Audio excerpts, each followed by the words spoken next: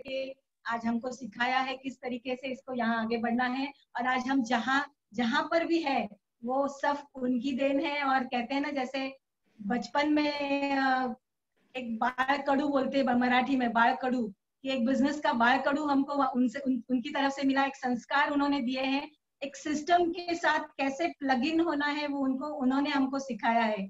और सबको वेलकम करते हैं और थैंक्स, दिल से ग्रेटफुल है, बहुत बहुत ज्यादा, बहुत खुशी हो रही है कि आज उनको हमें मौका मिल रहा है उनको इनवाइट करने के लिए।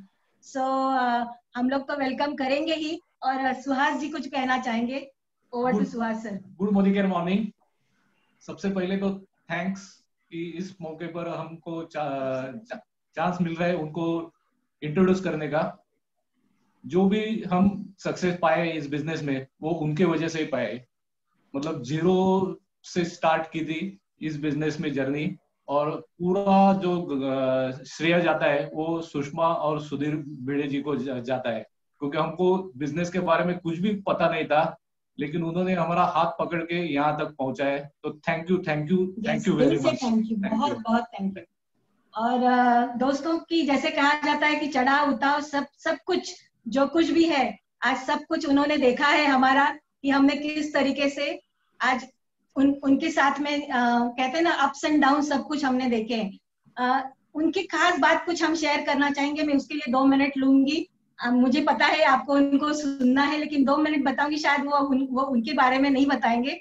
क्योंकि मैं दोस्तों देखो, आज 2 साल या 3 साल पुरानी बात नहीं है, 20 साल से हम आज साथ में हैं। और बहुत बड़ा स्पैन होता है 20 साल का, कि जिनको जानने के लिए, पहचानने के लिए। और एक्चुअली हमने जब शुरुआत की थी तो जैसे कहते हैं ना, सिस्टम के साथ प्लग इन करना, वो उनसे सीखा था।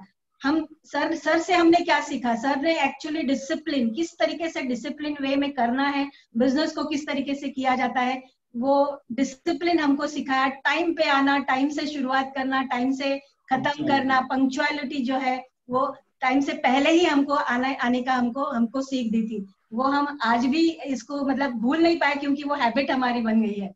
दूसरी बात है कि हर महीने शुरुआत करने से पहले, जैसे कहते हैं ना कि उनके घर पे एक मीटिंग होती थी जिसको कि गोल सेटिंग की मीटिंग कहा जाता था।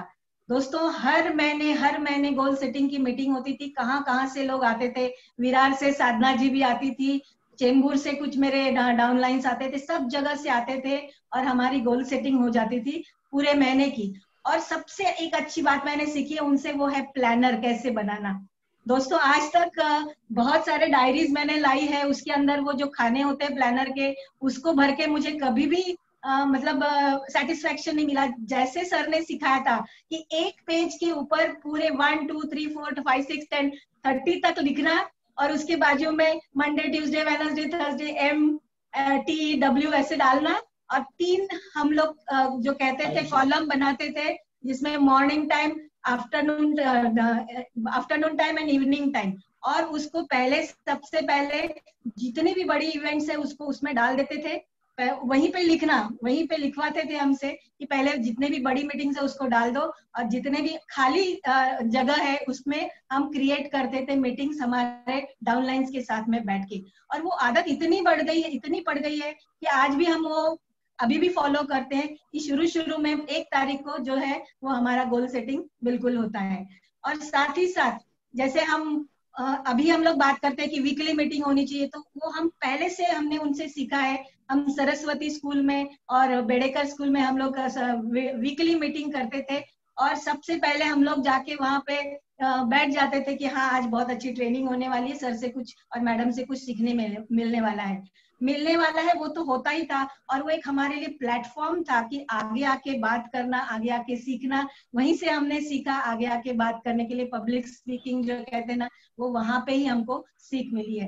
तो ये सब चीजें हमने जो सीखी है, बहुत ही बढ़िया उनसे हमको ये वैल्यू मिली है। सुषमा जी के बारे में बताऊं तो बहुत ही एनर्जेटिक है, बहुत मतलब कहते हैं ना, उनका बिलीफ, उनका जो ड्रीम के लिए पैशन, वो इतना झलकता है उनकी बातों से कि वो हमारे अंदर वो ट्रांसफर इजीली हो जाता था। और वो साथ ही साथ जब भी वो प्रोस्पेक्टिंग, बहुत सारी मीटिंग्स हमने साथ में किए, कहाँ हम लोग गए, याद है हमको, कोल्हापुर जाते थे, नासिक जाते थे, पुणे जाते थे, साथ में हम जा के मीटिंग्स किया करते थे, तो वहां पे उनका जो प्रोस्पेक्टिंग का स्टाइल जो मैंने सीखा है, फील फेल्ट एंड फाउंड, ये बहुत ही बढ़िया तरीके से वो करती है, feel felt and found. Actually हमको वो जो ये फील फेल्ट फाउंड टेक्निक इसको बोलते हैं वो हमको बाद में पता चला लेकिन पहले से हम उनको वो सुन रहे थे, और आज भी वो उस तरीके से लोगों से कनेक्ट करती है, बहुत अच्छा लगता है। एंड दिल से थैंक यू, दिल से थैंक यू हम दोनों की तरफ से, R&D की तरफ से। और सबसे बड़ी बात विमन सर और पूरे R&D की तरफ से ये फ्लावर्स हम देना चाहते हैं आपको, और स्वागत करना चाहते हैं आपका, कि ये हमारे गार्डन से फ्लावर्स है हमारी तरफ से, और सब R&D टीम की तरफ से आपको स्वागत, बहुत वेलकम। और जैसे कहते हैं कि उनको जो आगे बढ़ाने वाले थे वो हमारे अपलाइन, हमारे सबके मेंटोर, हमारे सबके महागुरु जो है दीमन सर, उनको हम इनवाइट करना चाहते हैं, उनको उनकी तरफ हम देना चाहते हैं उनको, और उनसे भी हम सुनना चाहेंगे उनके बारे में। So over to Deeman sir, please welcome Deeman sir, जोरदार तालियों से। थैंक यू हेमलता जी और सुहास जी, बहुत ही अच्छा लग रहा है आज का दिन जब हम किसी एक ऐसे कपल को आपके सामने रखने जा रहे हैं जिन्होंने अपनी सफलता हासिल करने के लिए कोई कसर नहीं छोड़ी है। इन्होंने एक सिंपल, बहुत सिंपल परिवार से बिलोंग करते हैं, बहुत सीधे साधे जिंदगी जी रहे थे और एक टिपिकल सोच के साथ जी रहे थे कि इससे ज्यादा हमें क्या जरूरत है ना, जरूरत तो हमारी पूरी हो गई तो हम शांति से जिएंगे। लेकिन इस बिजनेस के सारे प्रिंसिपल्स, सारी हैबिट्स, जो कुछ भी सीखना पड़ा सब कुछ सीखा उन्होंने।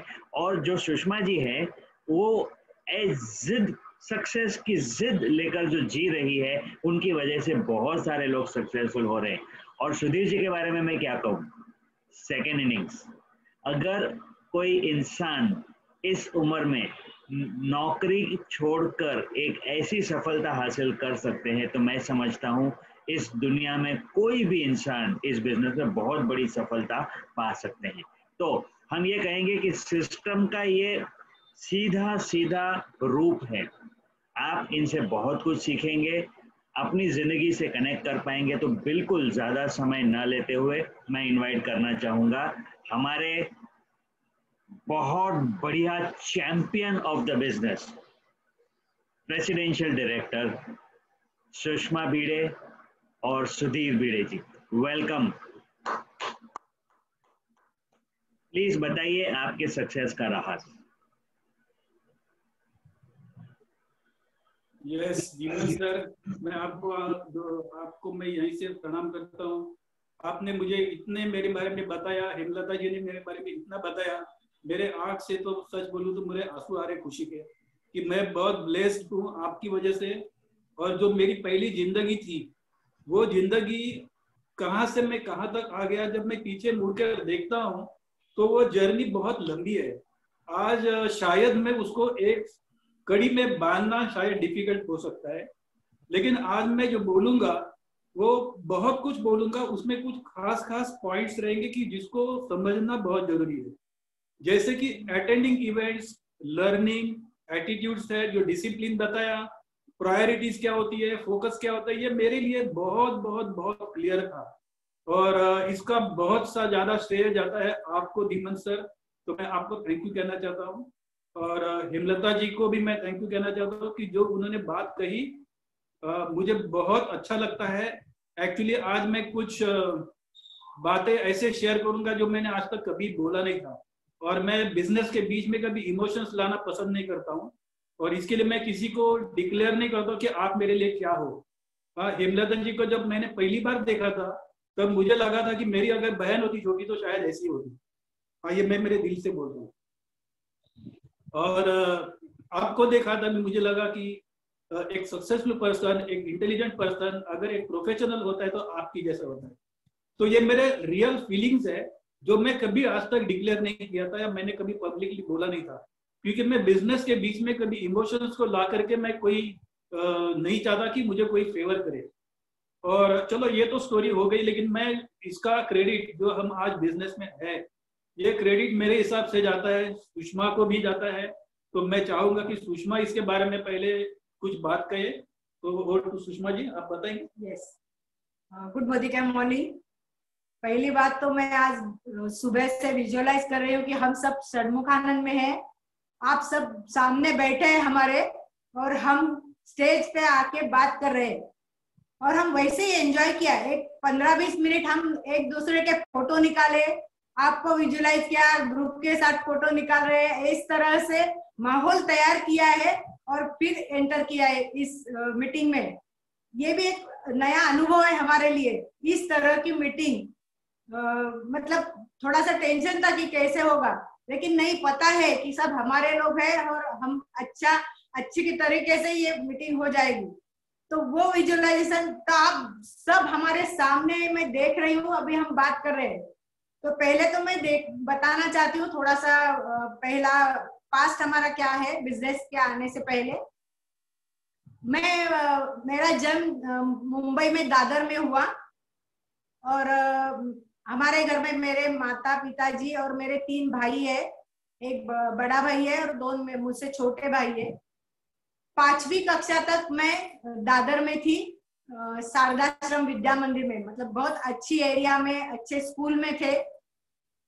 बाद में मेरे लाइफ में पहला टर्निंग पॉइंट आ गया। मेरे पिताजी प्राइवेट जॉब में थे और हमारी जॉइंट फैमिली थी, तो हमारा गांव में घर था और खेती बाड़ी थी। और हमारे दादाजी जो थे, मतलब 3 भाई थे दादाजी, तो उनमें से हमारे 2 दादाजी चल बसे थे और एक दादाजी थे, वो खेती बाड़ी संभाल नहीं सकते थे। और उनका मैसेज आया, लेटर आया कि आप में से कोई अगर ये संभाल सकता है तो इधर आ जाना। हमारा वहाँ बहुत बड़ा घर था, तो अभी मैं संभाल नहीं सकता। तो मेरे पिताजी में वो पहले से था कि मैं कुछ करूं, बिजनेस करूं या खेती करूं। और जैसे ही उन्होंने ये खत पढ़ा, उन्होंने डिसीजन लिया, मतलब उस टाइम उन्होंने माँ से पूछा भी नहीं था, डिसीजन लिया और मेरे नाना जी को बोला कि मैं ऐसे ऐसे करने जा रहा हूँ। हम तो छोटे थे, हम हर एरिया जहां जहां भी गए ना, हम एंजॉय किया। वहां से हम निकले, गांव गए, तो इतना छोटा गांव था बुल्ढाना डिस्ट्रिक्ट में। अभी आप बहुत लोगों को पता है शेगांव, उसके पहले ही नांदुरा करके गांव था। वो गांव में हमारा बहुत बड़ा घर था, मतलब एक टाइम उस घर में 50-50 लोग इकट्ठा रहते थे। और बहुत बड़ी ऑयल मिल थी हमारी, मतलब मेरे दादाजी वहाँ इंजीनियर थे। और बहुत अच्छा पूरी फैमिली, आज भी हम एक दूसरे के इतने कनेक्ट है शादी के बाद भी, कि बहुत लोगों ने वहाँ मतलब एंजॉय किया था वो लाइफ। वहां हम चले गए रहने, तो इतना छोटा गांव था, मतलब गिने चुने ही लोग थे मतलब वहां। और वो गांव में हम पहले से रहते थे और हम बम्बई से आए, तो स्कूल में हमारा एक अलग नजरिया था। हमारे पास लोग ऐसे देखते कि अरे ये बम्बई से आ गए, तो मतलब वही अलग ही था। और हम भी मतलब वहाँ चाव से क्लास में वगैरह रहते थे। वहां से मतलब मैंने मतलब हर एरिया, मतलब वहां भी जाके हमने एंजॉय किया वो लाइफ। लेकिन जैसे बोलते हैं ना कि खेती बाड़ी उस टाइम से भी कठिन थी, और उतना खेती करके उसमें से नहीं हो रहा था गुजरात। लेकिन अच्छी बात हुई ना, मतलब वहां उस गांव में बैंक ओपन हुई और मेरे पिताजी को ऑफर है कैशियर के जॉब का, तो उन्होंने जॉब ले लिया, खेती के साथ कर सकते हैं करके। फिर हम अच्छे तरह से सेटल हुए। स्कूल अच्छा था, स्कूल में मेरा खास क्या था, वहां से लीडरशिप शुरू हुआ मेरा। मैं गेम में बहुत अच्छी थी, एथलेटिक्स और खो खो में। तो स्कूल में वहां से नेशनल लेवल, डिस्ट्रिक्ट लेवल तक मैं गई खेल में। और घर में कोई कंडीशन नहीं था, मतलब मेरे 3 भाई है, तो मैं लड़के जैसे ही घर में पली हूँ। तो कुछ भी करेंगे, पूछेंगे ना, तो कभी माँ पिताजी ने ना बोला नहीं, कुछ भी बोलेंगे हाँ चलो। मतलब उनसे मैंने एक वो संस्कार मिला हमें कि कुछ भी बात बताएंगे तो ना बोलना नहीं। और वो अपने आप गया संस्कार कि ना बोलना नहीं, हाँ अच्छा ठीक है करते हैं, उस दिशा से हुआ। तो वो लीडरशिप हो गई। एक टाइम स्कूल में ऐसा आया कि पूरे स्कूल को ऑर्डर देना था, और टीचर बोल रहे थे कि कौन करेगा, तो मैं सामने आ गई कि हाँ मैं करूंगी। पूरे स्कूल का जो प्रोग्राम था 26 जनवरी का, वहां का पूरा संचालन, पूरा प्रोग्राम का मैंने किया। तब मैं 7वीं कक्षा में थी और वहां से मेरी लीडरशिप शुरू हो गई। घर में भी पिताजी मोरे बोलने लगे कि आप बड़े होके रेडियो में जाना, हाँ बहुत आपको अच्छा कर रही है। टीचर लोगों ने भी बहुत सहारा। फिर एनसीसी में गई, वो हुआ, लेकिन उस गांव में कॉलेज नहीं था। तो 10वीं कक्षा तक तो हम अच्छे पढ़े। मेरे बड़े भाई पूना चले गए और मैं 1 साल के लिए मेरे बहन के यहाँ गई कॉलेज की स्टडी के लिए। उसके घर में रही। उन्होंने सामने से इनवाइट किया कि आपका कॉलेज का क्या करने वाले हो, तो नहीं पता नहीं है। मतलब हमारी जिंदगी कैसी होती है कि जैसी आती है सामने वैसे हम जाते हैं, वैसे ही हुआ। लेकिन उन्होंने सामने से पूछा और मैं उसके यहाँ रहने चली गई। उसके यहाँ भी सेम थे, 1 लड़की और 3 बेटे और मैं उनके साथ में। और हमारी पढ़ाई 1 साल मेरा कॉलेज वहां हुआ। बाद में उसकी ट्रांसफर हो गई, तो मैंने बोला अभी मैं नहीं जाऊंगी, अब मैं एक्सटर्नल करूंगी। तो बाकी का मैं एक्सटर्नल किया पढ़ाई। और पढ़ाई के बाद मेरे बड़े भाई पुणे में आए थे, तो मैं पुणे में आ गई। सुधीर सर का हम सुनेंगे कि स्कूल में उनका कैसा था। यस फ्रेंड्स, मेरे पहले वाले जो लाइफ था, जब स्कूलिंग था, बाद में भी जो एजुकेशन हुआ, ऐसे कभी नहीं हुआ था कि मैं टॉपर था या मैं बहुत स्कॉलर था। ऐसा कभी नहीं था। मैं एवरेज आप बोल सकते हैं। और ये भी नहीं था कि मैंने बहुत एंजॉय किया, मतलब टीचर को गया बंक किया, ऐसा भी कुछ नहीं किया। मतलब मुझे समझता नहीं था कि मैं क्या कर रहा हूँ, टू बी फ्रैंकली। और मेरे पिताजी ने मुझे बोला था आपको जो पढ़ना है आप पढ़ाई करो। वो मैं फॉर्चुनेट था, लेकिन मुझे वो समझ में नहीं आएगा कि मुझे पढ़ना चाहिए। और कैसे वैसे दिन चल रहे थे, कोई सामने लक्ष्य नहीं था, कोई कुछ हमें बताने वाले नहीं थे कि तुम ऐसे करो वैसे करो, कुछ नहीं। जो होता है वो होता है। और करते करते हम पास आउट हो गए। फिर हमने जॉब ले लिया। फिर मुझे ये भी नहीं मालूम कि मुझे जंप करना है जॉब में भी, कि मुझे कुछ करना है ये भी मुझे पता नहीं। इतने सिंपल कि बस जिसमें है उसमें खुश रहो। और ये जो सोच होती है हमारी कॉमन पर्सन की, वही सोच मेरे साथ भी थी। और जो मिल रहा है उसमें हम खुश थे, खा पी रहे थे, हमारी जिंदगी बहुत अच्छी तरह से चल रही थी। और मैं जहाँ पर काम करता था उसका एक ओनर था।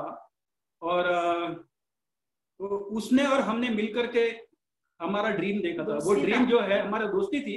और हमने ड्रीम देखे थे।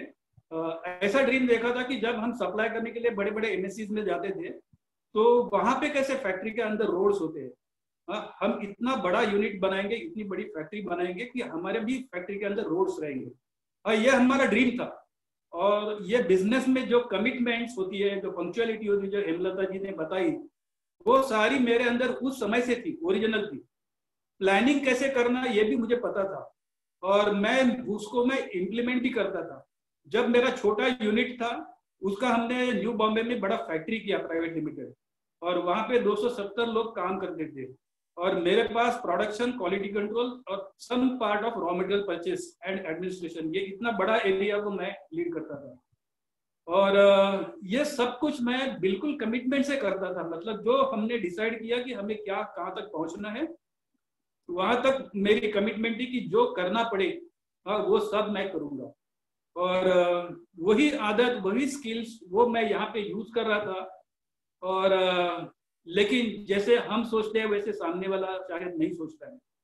और मैंने वहां पे बहुत हार्ड वर्क किया। मतलब जो मैंने स्कूलिंग के टाइम पे या एजुकेशन के एज में मैंने पढ़ाई नहीं किया, हमें बहुत सारे सीनियर लोग हमें समझाते थे कि अरे बाबा ये पढ़ने का समय है, अभी पढ़ाई करो। लेकिन हमें अकल नहीं थी, हमने गलती की। जिंदगी में हम गलतियां बहुत करते हैं और उसका भुगतना भी पड़ता है। तो मैंने पहले 20 साल तक मैंने बहुत भुगता और बहुत हार्डशिप्स की। दिन के मैं 14-14 घंटे, 15-15 घंटे में काम करता था और फिजिकल काम करता था, टेबल पे काम करता था। मेंटल और फिजिकल दोनों स्ट्रेस थे। और लेकिन मेरी कमिटमेंट है और मुझे उसको बड़ा करना है। ये मेरा भी ड्रीम बन चुका था और इसके लिए मैं जो करना पड़े वो मैं करता था। एक दिन ऐसे हो गया कि वहां पर एक हमारी मेजर ऑर्डर थी, जिसकी वजह से हमारी फैक्ट्री को बहुत अच्छा ऑर्डर मिला, पोजीशन अच्छी हो गई। तो उसके लिए मेरे बॉस ने मुझे पूछा कि देखो एक प्रॉब्लम आ गया है, जो ऑपरेटर है अभी वो लीव पे जाना चाहता है। वो कैथलिक था और क्रिसमस के टाइम पे उसको तो छुट्टी देनी पड़ेगी, क्योंकि वो बाकी समय में कभी भी छुट्टी नहीं लेता है। तो क्या करें? तो मेरे पास पहले एक्सपीरियंस था, मैंने इंजीनियरिंग में भी कुछ काम किया था, मुझे मशीन्स भी मैंने चलाए थे इंजीनियरिंग के। लेथ होती है, मिलर होता है, ड्रिलिंग होती है, ग्राइंडिंग होती है, बहुत सारी मशीन्स को मुझे जानता था। तो मशीन क्या होती है वो मुझे मालूम था। मैंने उसको बोला बॉस को कि देखो मैं थोड़ा समय दीजिए, मैं चेक करता हूँ। मैंने वो माइकल नाम था वो आदमी का, तो उसके साथ में मैं खड़ा हो गया, उसको पूछा भाई तुम ये क्या क्या करते हो, कौन से कंट्रोल से क्या होता है करके वो सब समझ लिया।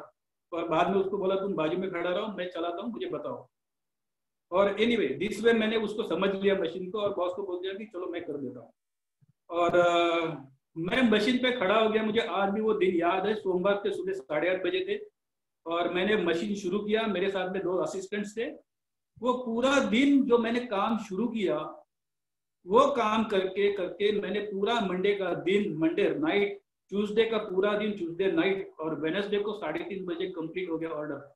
और मैंने बॉस को बोला मैं जा रहा हूँ, अभी तुम देख लो क्या करना है। और हमारा ऑर्डर बुधवार के दिन शाम को डिस्पैच हो गया। तमिलनाडु में ऑर्डर था। तो यहाँ तक मैंने किया है, ये मेरी कमिटमेंट लेवल थी और मैं सीखने के लिए रेडी था। जो भी है मैं सीखने के लिए रेडी हूँ और मैं करने के लिए रेडी हूँ। और इसके साथ में मेरी जिंदगी चल रही थी, इसी प्रकार से मेरी लाइफ जा रही थी। सुधीर जी, आपको याद है क्या, उस टाइम 3 दिन सुधीर जी घर में नहीं आए थे, घर में फोन नहीं था, हम दोनों सास बहू टेंशन में थे कि 3 दिन हुए, 2 दिन आएंगे इधर, ये मालूम है किधर गए।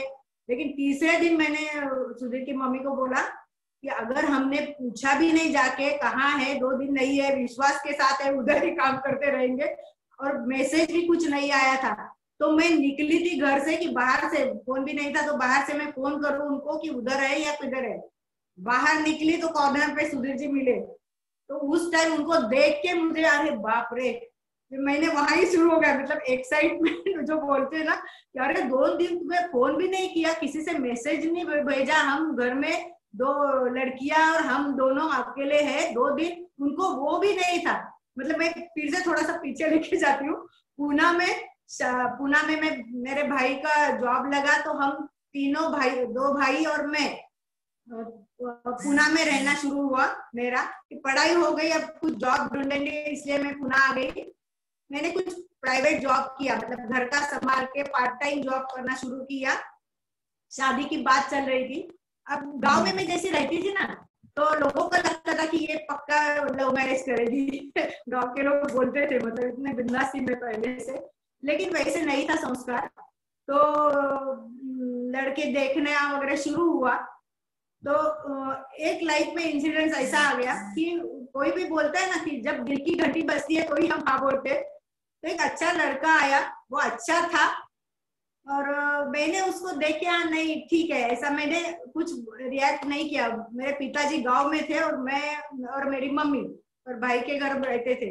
तो सामने मेरे सब अंकल बिंकल सब जो पुणे में रहते थे, वो सामने से इतना अच्छा लड़का है, तू ना क्यों बोल रही है।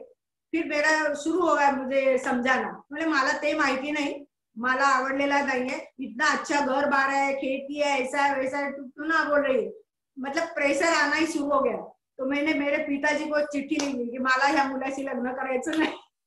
तो पिताजी ने वहां से खत लिखा कि उसके मर्जी के बगैर कुछ करना नहीं है।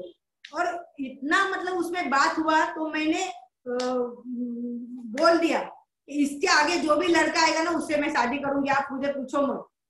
जॉइंट फैमिली में होता है वैसे मैंने डिक्लेयर कर दिया। तो उसके बाद में सुधीर जी का आया प्रपोजल, हम मिले।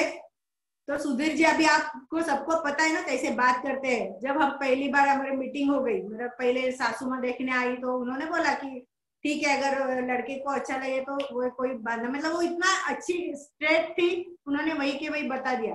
तो सुधीर जी और मैं बोले तो सुधीर जी ने पहले मुझे क्या बताया, नहीं पहले उधर बताया सबके सामने कि मुझे अकेले में बात करनी है इससे। मतलब अरे बाप रे आता काय बोलना ये स्टाइल से हुआ। तो उन्होंने पहले ही मुझे बोला मी लोकांसारखं संध्याकाळी घरी येणार नाही, 5 वाजता चहा पोहे खाऊन फिरायला जाणार नाही, मैं काम करता हूँ, सुबह जाता हूँ, रात को 8, 9, 10 बजे आता हूँ, आपको चलता है तो आप देखो, और मैं मम्मी जी मेरे ही पास रहेगी इस तरह से। तो मैंने हाँ ठीक है, अभी मम्मी हमारे तो हमारे पास रहेगी ना। तो मैंने वहां समझ लिया कि हाँ सुधीर जी ने बोला है, वो मैंने हाँ किया तो हमारी हाँ है। तो घर में आके मैंने बोला कि हाँ सुधीर उन्होंने हाँ बोला है, हमारा फिक्स हुआ है करके। तो मेरी मम्मी बोला अरे उनसे कुछ नहीं मैसेज नहीं आता तब तक आप क्यों बोलना करते। मतलब अगर आप वो नहीं बोलेगा तो मैं देख लूंगी अभी उसको, इस तरह से बात किया। मतलब ये जो स्टाइल है ना मेरा अंदर से वैसे ही था। तो फिर वहां से आके शादी के बाद में थाना आ गई, और वहां हम एकदम जॉइंट फैमिली मिल जुल के रहना, और एकदम दूसरा बोलते हैं ना चेंज, टर्निंग पॉइंट मेरे लाइफ का वहां हो गया। यहाँ आने के बाद सुधीर जी और सुधीर जी की मम्मी, सुधीर के बड़े भाई नासिक में रहते थे, उनकी 2 साल पहले ही शादी हुई थी। लेकिन एक अच्छी बात थी कि वो शादी के पहले से मैं उसको जानती थी, मतलब हमारे रिलेशन में थी। तो हमारा दोनों का रिलेशन बहुत अच्छा है आज तक भी। तो वो एक बात मुझे अच्छी लगी। लेकिन सुधीर जी बात कम कर देते, आज आप जानते हो सुधीर जी को एकदम कम बोलते हैं, और मैं इतना बोलती हूँ तो अरे बाप रे आता कसं होणार। सुधीर जी मम्मी भी वैसे ही थी। लेकिन हाँ वही जिंदगी है ना, जैसे आते हैं वैसे जाना है। और मेरे पिताजी एक अच्छा बोलते थे हमेशा कि जो होता है अच्छे के लिए होता है। तो वो इतना फिट बैठा था कि जो भी होगा मेरे लाइफ में अच्छा ही होगा और अच्छे के लिए होगा। तो उस टाइम जब मेरे पिताजी आए ना शादी के लिए, तो उनको टेंशन वो था सुधीर जी को देखने तक कि इसने ऐसे ही बोल के हाँ बोला है या लड़का अच्छा है। देखने के बाद उसको सुकून आ गया। और यहाँ आने के बाद ज्यादा किसी से बात करनी नहीं, इधर उधर जाना नहीं, अरे बाप रे। लेकिन अच्छी बात यह हुई कि मेरी पहली लड़की वैसे जल्दी हो गई 1-1.5 साल में। तो मैं एंजॉय कर रही थी हर एरिया। और शादी के टाइम सुधीर की मम्मी ने एक बात बोली थी की नोकरी करणारी सून नकोय, तुला नोकरी सोडावी लागेल। तो मैंने बोला हाँ मेरे लिए भी वो था कि जरूरत नहीं तो नौकरी नहीं करनी है, हर लाइफ एंजॉय करना है। और यहाँ के वैसे ही शुरू हुआ। लेकिन जैसे बोले मैं बोलती थी कि अबे बम्बई जा रहे हैं तो कुछ ना कुछ करेंगे, जरूरत नहीं कि नौकरी करनी चाहिए। ये मतलब घर में मैं ऐसे बात करती थी, इनके यहाँ आने के बाद नहीं किया, यहाँ मैं एंजॉय कर रही थी। और लड़की थी तो, और मेरी सासू माँ घर का पूरा ख्याल रखती थी, संभालती थी पूरा, मतलब कंट्रोल उनके हाथ में था, वो ठीक तरह से करती थी। तो वहां मैंने कुछ अलग करने को चाहा। तो वहां से मैं कुछ ना कुछ करना करती थी। तो मेरी लड़की जैसे स्कूल में गई ना, मेरी वहां सहेलियों, अभी यहाँ सर्कल बढ़ गया मेरा ससुराल में, वो मेरी मम्मी से मैंने लिया। हाँ मेरी मम्मी का ऐसा था, वो उसका लाइफ का डिजाइन वो जैसे जैसे सोचती थी ना वैसे वैसे तक हुआ। जाते तक मैं उसको देखती थी, जो भी वो डिक्लेयर करती विजुअलाइज करती उसके साथ वही होता था। तो मैंने मुझमें वो आ गया, मैं वैसा ही करना शुरू किया। तो मैंने मेरे लड़की के साथ जो बाकी लोग थे उनके, मेरी सहेलियां जो जॉब करती थी, तो मेरी लड़की को लगता था बाकी के लोगों की मम्मियां कैसे ऑफिस जाती है, मम्मी पर्स बीस लेके, आप क्यों नहीं जाती। तो मैंने नहीं बेटा हम नहीं जाते हैं, हमारे यहाँ हम घर में रहते हैं। तो मेरी सहेलियां बोली कि आप ऐसा क्यों नहीं करते, आप घर में हो, हम जॉब पे जा रहे हैं तो हमारे बच्चों को पढ़ाओ ना। तब क्लासेस नहीं थे बाहर ऐसे बड़े बड़े। तो मैंने बोला चलो स्वार्थ और परमार्थ दोनों हो जाएगा, मेरा टाइम भी अच्छा हो जाएगा। क्योंकि पहला ही कंडीशन था ना, सुधीर जी 7:45 बजे जाते थे, रात को 9:30-10 बजे आते थे। और उस टाइम जो बोलते ना, उनका जो स्वभाव था गरम मिजाज के थे, और मैं भी वैसे ही थी, थोड़ी शॉर्ट टेम्पर ही थी। तो प्रेम के ज्यादा झगड़े ही होते थे। 10:30 बजे आने के बाद झगड़े के बजाय हम ऐसे इसमें बिजी रहो कि ऐसे न लगे। इसलिए मैंने खुद को उसमें ढाल दिया, और मेरे ट्यूशन क्लासेस अपने आप शुरू हो गए। और वहां सपोर्ट था, मम्मी जी का वैसा भी सपोर्ट था कि आप करो, वो शुरू हुआ। और उसी दरमियान हमारी छोटी बेटी आ गई, दोनों बेटियां हैं मुझे। लेकिन ऐसे कोई टेंशन नहीं था कि दोनों बेटियां हैं। ससुराल के बहुत मतलब एक खास बात यह हुई कि सुधीर जी को बहन नहीं थी, तो घर में लड़की का होना ये बात ही इतनी अच्छी और अलग है, वो उन्होंने महसूस किया जब लड़की आ गई हमारी। तो दूसरी आई तो भी ऐसे कुछ लगा नहीं। लेकिन दोनों लड़कियों के साथ जब एक दिन ऐसा आया, मेरे भैया का फोन आ गया, बड़े भैया का, कि एक अच्छी मीटिंग है और अच्छी बात है, आप जाके देखो। तो मैंने बोला क्या है, तो बोले नहीं एक बिझनेस आहे। म्हटलं हे बघ मी काय बिझनेस वगैरे करणार नाही, माझ्यासाठी क्लिअर आहे, मी आता जे काही वेळ झाला करते तेवढं ठीक है। कुछ ना कुछ छोटे मोटे बिजनेस ऐसे चले। और दूसरे का सोचना जो था ना वो पहले से था, मेरी एक सहेली सिलाई करती थी, एक दूसरी सहेली कुछ और बेचती थी, तो उसका वो सामान यहाँ से लेके उधर देना, उधर से लेके उधर देना, वो मेरा स्वभाव ही था।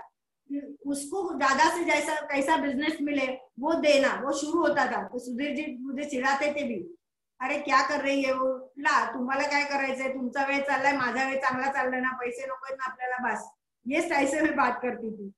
लेकिन वो मीटिंग का मैसेज आया तो मैंने भाई को बोला कि नहीं रे वो हमें बिजनेस करना, बोले नहीं नहीं आप बिजनेस मत करो, लेकिन जाके देख के आओ। अभी यहाँ क्लियर था कि मेरा भाई है तो मेरा तो कुछ अच्छा ही चाहेगा। तो मैं और मेरी एक चचेरी बहन थी, हम दोनों गए, तो लेकिन उन्होंने बोला था कि आप सुधीर जी को लेके जाओ। तो मैंने सुधीर जी से बात किया, संध्याकाळी आहे 7 वाजता तुम्ही याल का, मेरे पास टाइम नहीं, होगा तो मैं आऊंगा, आप निकल जाओ, मुझे एड्रेस दे के जाओ। लेकिन मुझे उसी टाइम पता था वो नहीं आने वाले, लेकिन मैं गई। उस इवेंट में हम एकदम पीछे बैठे थे और टाइम पास के लिए गए थे, ऐसे ही सोचो। अभी मुझे लगता है मैं और वो बात कर रहे थे, स्टेज पे लोग देख रहे थे, ये मिला फॉरेन ट्रिप मिला ऐसा वैसा, तो हम दोनों हंस रहे, अरे चला आपल्याला फॉरेन ट्रिप मिळाली तो बरं होईल ना, चलो चालो स्टार्ट करते। ऐसे बात करके मीटिंग खत्म हो गई, हम घर में आ गए। फिर मैं बहुत एक्साइट थी, अरे कुछ अच्छा करेंगे। मैं आने के बाद सुधीर जी को शुरू हुआ कि ऐसा ऐसा मैं आज देख के आई, ऐसा करेंगे वैसा करेंगे, कोई भी बिजनेस करना नहीं है। बोले नहीं नहीं ऐसा मत करो। लेकिन वहां मुझे एक बात अच्छी लगी थी कि आप अगर आपकी दुकान चेंज करते हैं तो आपके पैसे बचते हैं। अभी जब हम हाउसवाइफ है, कुछ कमाते नहीं है, तब हमारा बचत की ओर पहला ध्यान जाता है। तो वहां मेरा वो ध्यान गया और मैंने सुधीर जी से बोला कि नहीं नहीं बिजनेस नहीं करेंगे, लेकिन हमारी बचत होती है, देखने में क्या हर्ज है और नुकसान तो कुछ नहीं है। तो फिर हम पुणे जाने वाले थे, एक दूसरे हफ्ते ही हम दोनों गए। तो मेरे भाई ने पूरा समझाया कैसे कैसे है और ऐसे ऐसे होता है, पूरा मतलब प्रेजेंटेशन ही किया। मतलब उस दिन हम जो गए ना, सुबह 10:30-11 बजे हम जो बैठे थे, हम बात करना शुरू किया था। सुधीर जी खाना पीना खा के सो गए, सो के उठे शाम के 5 बजे, तो भी हम वही बिजनेस की बात कर रहे थे और बोला अजून तुम्ही तेज कर ले। फिर दूसरे दिन सुधीर जी को मेरे भाई ने उठा के मीटिंग में लेके गया। अभी आप बताइए।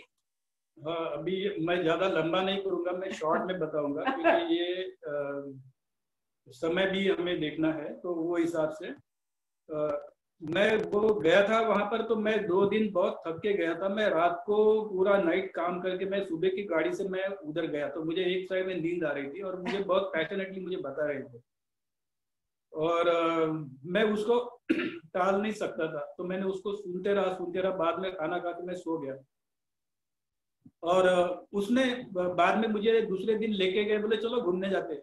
और उन्होंने मुझे कला सागर करके चिंचोड़ में एक होटल है, वहां पे मुझे लेके गया। बोले यार चाय पीने के लिए कला सागर जैसे होटल में क्यों लेके जा रहे हैं। और वहां पर गया तो वहां पे मुझे एक बहुत पॉश जेंटलमैन मिले और उनसे मुझे मुलाकात करवाई। टाई भी पहना था, गॉगल पहना था। मैं बोला ये कौन है, मैं तो इसको जानता नहीं, ये मुझे क्यों हंस के वेलकम कर रहा है।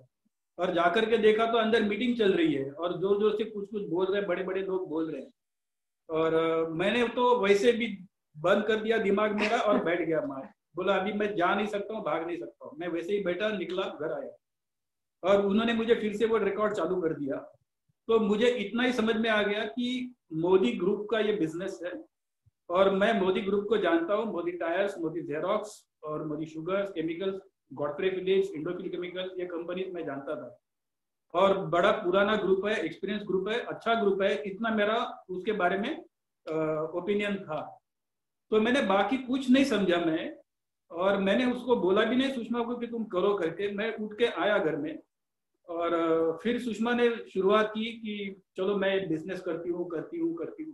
आखिर में मैं मना नहीं कर पाया। तो मैंने उसको बोला देख घर का कुछ डिस्टर्ब नहीं होना चाहिए, कंडीशन पे होता है तो कर, नहीं तो हम जो खा पी रहे हैं खुश है।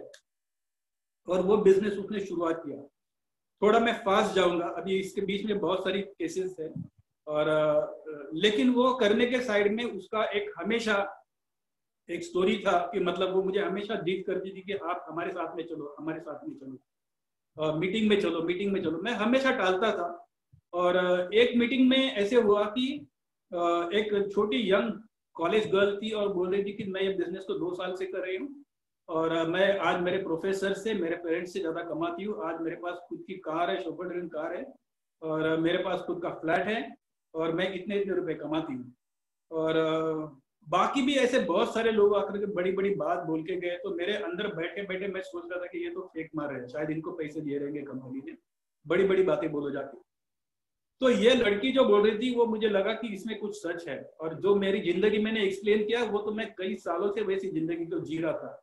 एक साइड में परेशानी थी, मुझे तकलीफ भी होती थी क्योंकि मेरी ग्रोथ स्टॉप हो गई थी।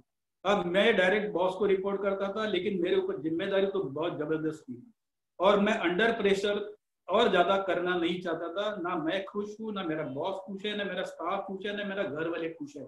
मैं क्यों कर रहा हूँ और इतने कम सैलरी में जो मैं ज्यादा डिजर्व करता हूँ, और मेरे पास कोई और रास्ता नहीं था। और ये मैं सोच रहा था कि मैं और कुछ करूँ और कुछ करूँ और कुछ करूँ। और मेरे पास एक दूसरी भी ऑफर थी, लेकिन मुझे बॉम्बे मतलब महाराष्ट्र छोड़ के बाहर जाना पड़ता था। और मैं वो साइड में दिमाग में था, लेकिन इन द मीन टाइम ऐसे हो गया कि मैं एक्सीडेंटली सुषमा के साथ में और वो सिस्टर के साथ में बांद्रा में हम चले गए थे। एक रंगशारदा में वो टाइम पे एक सेमिनार चल रहा था और बड़े स्केल पे था, और वहां पे सुरेखा मैडम और अरुण सर भी आए थे और उन्होंने बहुत अच्छा प्रोग्राम हो गया। मुझे अच्छा लगा सब कुछ देख करके। और लेकिन मेरा नेचर ऐसा था कि मैं सामने पट से जाता नहीं हूँ और शांत रहता हूँ, जाने का नेचर नहीं है। लेकिन सुषमा का नेचर ऐसे कि नहीं हम जाके मिलते हैं ना अरुण सर को, हमने बिजनेस किया है तो हम जाकर पूछते हैं कि हमें यहाँ पे कौन हेल्प करेगा। वो टाइम पे हमारा धीमन सर के साथ में कोई इंट्रोडक्शन नहीं था, मुझे नहीं मालूम था कि वो कौन है। और इनके भाई ने मुझे ज्वाइन किया तो उनके ऊपर के एक जन को मैं जानता था। इनका भाई एक बार हमारे घर में मीटिंग लेने के लिए आया, बाद में वो नहीं आए, तो वो भी जॉब करते थे, उनकी कोई कारण। बाद में उसको कंडीशन आ गई कि जॉब के साथ आप बिजनेस नहीं कर सकते, तो उनको रुकना पड़ा। और मैं अकेली जब ट्रेनिंग में जाती थी ना, वहां मैं ये बताना चाहती हूँ कि मैंने शुरू किया था एक्शन करना, मीटिंग में जाना, तब तो फिजिकली जाना पड़ता था। लेकिन जैसे बोलते ना, ट्यूशन करती थी तो ट्यूशन के साथ साथ शेयरिंग होना शुरू हो गया। और मैं हर बार बताती हूँ, वैसे हुआ कि मेरा ट्यूशन का इनकम 3000 रुपए था और रिटेलिंग का इनकम 6000 रुपए हो गया। तो मैं थोड़ा सीरियस हो गई कि ये कुछ अलग बात है। 1 साल मैंने पहले गवा दिया था कि सचमुच पैसे बचते हैं कि नहीं। विश्वास नहीं करते हम लोग, मराठी लोग खास करके, कोई भी बोलेगा ना सामने से, जब तक खुद अनुभव नहीं करते विश्वास नहीं करते। हमने भी वही किया। 1 साल मैंने देखा कि सचमुच मेरे पैसे बचते हैं क्या। तो 1 साल में जब 8 प्रोडक्ट थे तब मेरे 3500 रुपए साल के बच गए। तो वहां मुझे पता चला कि डेफिनेटली ये अच्छा है। फिर मैंने कंपनी में फोन किया कि अगर ये बिजनेस में सीरियसली करूं, क्योंकि हमें पता है ना कि जिस तरह से महंगाई बढ़ रही है उस तरह से इनकम नहीं बढ़ रहा है, तो कुछ तो करना है। और मेरा पहले से तय है, चाहिए तो मैं करूंगी कुछ ना कुछ, और करना शुरू भी किया था मैंने कुछ ना कुछ। तो वहां कंपनी से मुझे बताया गया कि देखो आपको ये सिस्टम सीखना है। मतलब क्या करना है, हफ्ते महीने में 2 बार आपको ट्रेनिंग आना है। आप सिस्टम सीख जाओगे तो आपको चाहिए इनकम उतना मिलेगा। तो मैंने बोला मुझे 15000 रुपए चाहिए, मिलेगी क्या? हाँ मैडम मिलेंगे, लेकिन आपको आना पड़ेगा। अरे बाप रे, आना पड़ेगा कहाँ? बोले अंधेरी और बांद्रा, तो वहां ट्रेनिंग होती थी। अभी मैं दादर के आगे सुधीर के साथ सिवा कहीं पर भी मैं नहीं गई थी, क्योंकि बम्बई में नहीं थी। तो घर वाले भी डरते थे, इधर उधर कुछ जाना नहीं, वहां जाके आना। तो मैंने ट्रेनिंग जैसे मैंने बात की उन्होंने फोन पे, मैं गई नहीं तो मैं कैसे करूं? नहीं मैडम, यहाँ मैंने कंपनी का सपोर्ट मैं बता रही हूँ कि कंपनी से उन्होंने बताया कि थाना से बहुत सारे लोग आते हैं, मैं आपको हम नंबर शेयर करेंगे, उनके साथ आप आना जाना कर सकते हो, कोई बाधा नहीं। तो वो बात मुझे अच्छी लगी। मैंने सुधीर जी से बताई और सासू माँ के बताई, तो बोले हाँ ठीक है, कोई है तो जा सकते हो। और यहाँ घर से भी सपोर्ट आ गया। तब कैसे था कि शुरू में मेरी मम्मी जी बोलती थी, देखो बिजनेस इतना इजी नहीं है घर संभाल के। और जैसे बोलते हैं ना कि जब हम एक्शन शुरू करते हैं तो घर वाले हम कहाँ चुकते हैं वही देखने शुरू हो जाते हैं। तो वैसा मेरे साथ भी शुरू में हुआ कि अच्छा हो रहा है, उसके बजाय कहाँ चुक रहे, ये नहीं हुआ। तो वो संभालना मुश्किल था, दोनों छोटी थी बेटियां। लेकिन जैसे शेयरिंग से पैसे आना शुरू हो गया ना, 6000 रुपए महीना, तो सबको पता चला कि अच्छा हो रहा है, तो वहां सपोर्ट आ गया। सुजीत जी, मम्मी जी ने बोला कि ऐसे करो कि महीने में 2 बार जाना है ना, बेटियों को मैं देखूंगी, आप जाया करो। मैंने जाना शुरू किया और वहां से एक ट्रेनिंग ऐसा था, और वहां मैं बताना चाहती हूँ कि जैसे ही धीमन सर को पता हुआ तो उन्होंने फॉलो अप करना शुरू किया था। और एक ट्रेनिंग ऐसा हुआ था, उन्होंने मुझे फोन पे बताया था कि घाटकोपर में ट्रेनिंग है, आपको आना है। मैंने हाँ बोला था, सब हुआ। लेकिन उस दिन मेरे घर में मेहमान आ गए, मेरे मायके वाले बहुत लोग थे, तो कोई ना कोई आता था, वो आ गए। अभी आ गए तो मैं हाउसवाइफ हूँ पहले, तो मैं नहीं जा सकती, मैं गई नहीं उस ट्रेनिंग में। तो फिर मैं बताना चाहती हूँ फॉलो अप। धीमन सर का रात को फोन आ गया 8 बजे मुझे, सुषमा जी आपने कमिट किया, आप आई नहीं ट्रेनिंग में, इतना अच्छा ट्रेनिंग मिस किया। मैंने बोला सर मैं सीरियस हूँ, लेकिन मैं पहले हाउसवाइफ हूँ, अभी मेहमान आ गए तो मैं कैसे करूँ। तो उन्होंने बोला देखो सुषमा जी, मैं आपको कुछ भी नहीं बताता, लेकिन आप लाखों कमाना चाहते हो तो लाखों का सीरियसनेस इन्वेस्ट करो। वहां मुझे सीरियसनेस पता चला कि मुझे कोई भी ट्रेनिंग मिस नहीं करना। फिर उनसे मैंने ड्रीम शेयर किया था कि मेरे मैं जब ट्रेनिंग में जाती थी तो देखती कि दोनों साथ में है तो बहुत अच्छा है, बिजनेस भी अच्छा चलेगा। तो मेरा ड्रीम जागा कि अगर सुधीर जी मेरे साथ आए तो कितना अच्छा होगा। जो उन्होंने पहले ही दिन बोला था, जो लोग नए हैं उनके लिए मैं बताना चाहती हूँ, पहले ही दिन बोला था तुला काम करायचं असेल तर कर, मी तुझ्या बरोबर कुठेही येणार नाही, तुला काही आणून देणार नाही आणि कोणाला नेऊन पोचवणार नाही। इस कंडीशन में शुरू किया था। अभी उन्होंने इतना बताया तो मैं उनको कैसे बोलती। तो धीमन जी से मैंने बोला कि ऐसे ऐसे हुआ है, अभी देखो उनको कैसे लाना ये मैं आपको नहीं बता सकता, लेकिन अगर वो एक इवेंट में आए तो आपकी लाइफ बदली हो सकती है। तो वहां से मैंने विचार करना शुरू किया कैसे लेके जाए। 6 महीने गए इसमें। फिर मैं एक दिन ऐसा लगा कि सुधीर जी, मैंने उनको बोला कि देखो मैं आपको बिजनेस करने नहीं बोल रही हूँ, लेकिन अब मैं फुल टाइम करूंगी तो लोग अच्छे है कि नहीं, वातावरण कैसा है, ये आप एक बार मुझे ग्रीन सिग्नल देंगे तो मैं करूंगी। अभी ये मात्रा लागू हो गया कि बीवी मेरी जाने वाली है, फुल टाइम करने वाली, तो एरिया को लोग देखना चाहिए, और वो मेरे साथ आ गए। अभी आप ओके, सो रंग शारदा की इवेंट। ओके, सो मैं उस इवेंट में गया था, इवेंट हो गया, सब तालियां बहुत जोर जोर से तालियां मार रहे थे। मैं थोड़ा सा शॉक हो गया, इतनी तालियां क्यों मार रही थी। और सुषमा जी ने बोला चलो हम मिलते हैं ना अरुण सर को। मैं बोला यार छोड़ो ना अरुण सर को, वो हमारे से थोड़ी बात करेंगे, वो इतने बड़े पोजीशन पे है, हम कैसे बात कर सकते। नहीं बोले जाते हैं करके उन्होंने मुझे हाथ पकड़ कर खींच लिया। अगर उन्होंने वो टाइम पे मेरा हाथ नहीं पकड़ के खींचती तो शायद मैं आज जाना होता। और हम लोग वहां पर गए और उन्होंने, सुषमा ने ही बात किया अरुण सर से कि देखो मैं थाना में रहती हूँ, मेरा नाम ये है, क्या आप हमें हेल्प मिल सकती है, आप हमें हेल्प करेंगे। तो बोले यस श्योर करेंगे, आप कहाँ रहते हैं, ऐसे ऐसे, आपका नाम, अच्छा आपके अपलाइन कौन है। तो इन्होंने भाई का नाम बोल दिया। अच्छा उसके अपलाइन कौन है, वो शर्मा है। उसके अपलाइन कौन है, निसार है। उसके अपलाइन कौन है, धीमन कपड़े। Oh wait. तो उन्होंने धीमन सर को बुलाया, धीमन कम यार, और उनसे हमारी मुलाकात करवाई और उनको बोला कि धीमन क्या आप उनको सपोर्ट करेंगे। तो सर ने बोला यस बिल्कुल करूंगा। एक मिनट। और सर ने वो बोला, वो पहली बार हम धीमन सर से फिजिकली मिले, मतलब तब तक खाली फोन पे बात करते थे या मीटिंग में ट्रेनिंग में मैं जाती तो वहां दूर से मैं देखती थी धीमन सर को। तो धीमन सर ने मुझे आज भी वो सारे डायलॉग्स है ना वर्ड टू वर्ड याद है मुझे। उसके पहले कुछ डेवलपमेंट हो गई थी मेरे जॉब के टाइम पे, जो जॉब के जहाँ पे कि वहां पर हमारी बॉस के साथ में रोज किचकिच चलती थी।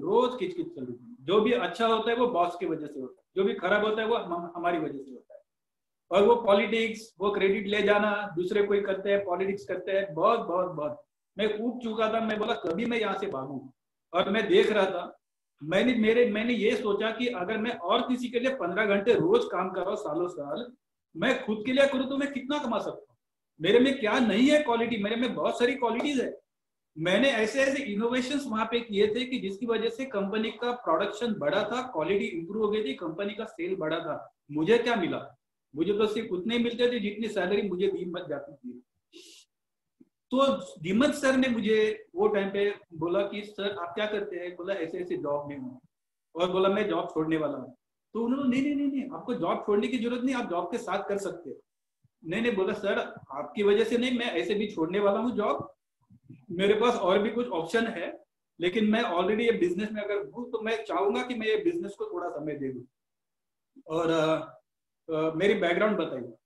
तब उन्होंने मुझे बोला कि देखो सुधीर जी बहुत अच्छी बात है, आप यहाँ पर भी करियर कर सकते हैं, लेकिन मेरी एक आपको सजेशन है, आप इसको सुन लीजिए। आप क्या करो ना, 19 जुलाई को मेरा एक बांद्रा में ट्रेनिंग होने जा रहा है, गणेश क्लासेस में कलानगर में। 4 बजे का ट्रेनिंग है, मुझे 3:45 बजे वहां पे चेक इन करना है। ऐसा ट्रेनिंग होगा, जबरदस्त ट्रेनिंग होगा, इलेक्ट्रीफाइंग ट्रेनिंग होगा, आप बिल्कुल मिस मत करिए। जिस कलर में आप आओगे उस कलर में जाओगे नहीं, ये मेरा प्रॉमिस है। और ये जो इन्विटेशन था इतना कड़क था कि आज भी मैं उसको याद कर रहा हूँ। तो सर से मैंने ये सीखा कि किस प्रकार से वो ट्रेनिंग को बताया जाता है, किस प्रकार से उसकी वैल्यू बताई जाती है। और उन्होंने मुझे एक और टिप दे दी, और उन्होंने मुझे, सब लोग आप सुन रहे हो पॉजिटिवली तो आपको भी फायदा मिल जाएगा। उन्होंने मुझे एक टिप दे दी, आप मैनेजर थे, आप अच्छे पोजीशन पे काम करते थे, मैं आपको रिस्पेक्ट करता हूँ, लेकिन आज अगर आप ये बिजनेस में आ रहे हो तो आज घर जाओ, आपका नॉलेज एक्सपीरियंस कपाट में बंद करके लॉक करके आना, 0 बन के आना, आप हीरो बनोगे, ये मेरा वादा है। और मैंने सर को प्रॉमिस किया, मैं बिल्कुल फ्रैंक हूँ और मैं फेयर हूँ, मैं कभी भी किसी को भी मैं टालता नहीं, जो सच है उसको मानने में ज्यादा भलाई है। मैंने सर को शेक हैंड किया, सर को बोला सर मंजूर है, आप जो बोलेंगे मैं करूंगा। और मैंने 11 जुलाई को मैंने मेरी चाबियां बॉस के टेबल पे फेंक दी थी, मुझे नहीं करना है काम, ओके। और मेरा डिसीजन हो चुका था कि मैं ये बिजनेस को मैं करूंगा और इसमें मैं करियर करूंगा।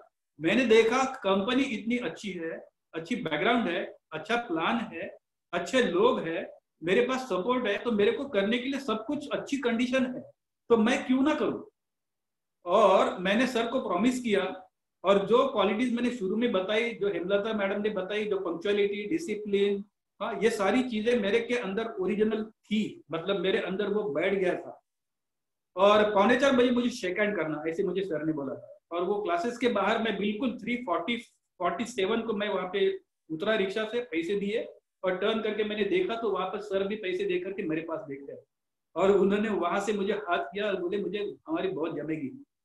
वो समय में मुझे आज भी मैं सर को देख रहा हूँ, उनका पिक्चर, वो समय में उनके पास छोटी वो बैग हुआ करती थी जो डायरी के साइज की होती है, और चश्मे के ऊपर उन्होंने ग्लासेस लगाए थे ऐसे ऊपर करके, और मेरे पास देख रहे थे। और उनका खास, ये मैं इसलिए बता रहा हूँ क्योंकि क्या चीज मुझे इंस्पायर किया, उन्होंने मुझे हाय जो किया ना, हाय, मैं जो बैकग्राउंड से आया था वहां पर कोई हाय नहीं बोल रहा है, हाय करके बोला।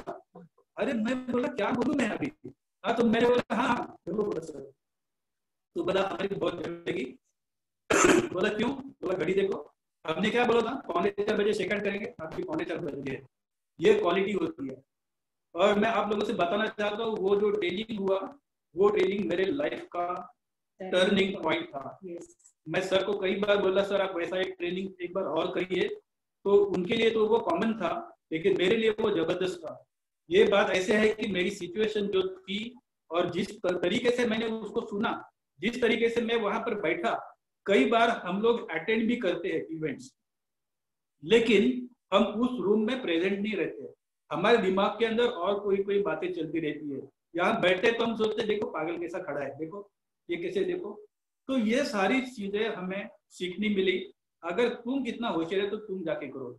हाँ, ये मैसेज मुझे मिला और मैंने वो सब सीखा वहां से। वो ट्रेनिंग इतना पावरफुल था, वो ट्रेनिंग रूम में उस समय में 70 से ज्यादा लोग थे, आज उनमें से कोई नहीं है बिजनेस में, ओके। और वो ट्रेनिंग के साइड में एक कारपेंटरी का काम चल रहा था, बहुत जोर जोर से आवाज आ रहा था, और वहां पर वो टाइम पे वॉकमैन हुआ करते थे, सर ने उसका रिकॉर्डिंग भी किया था। और सर को मैंने रिक्वेस्ट किया था सर ये जो ट्रेनिंग है इसकी मुझे कैसेट जरूर चाहिए, और सर ने हाँ बोला। मैंने वो कैसेट सुना, वो सब कुछ गया, और मैं तो पूरी तरह से सच में मैं चेंज हो गया था।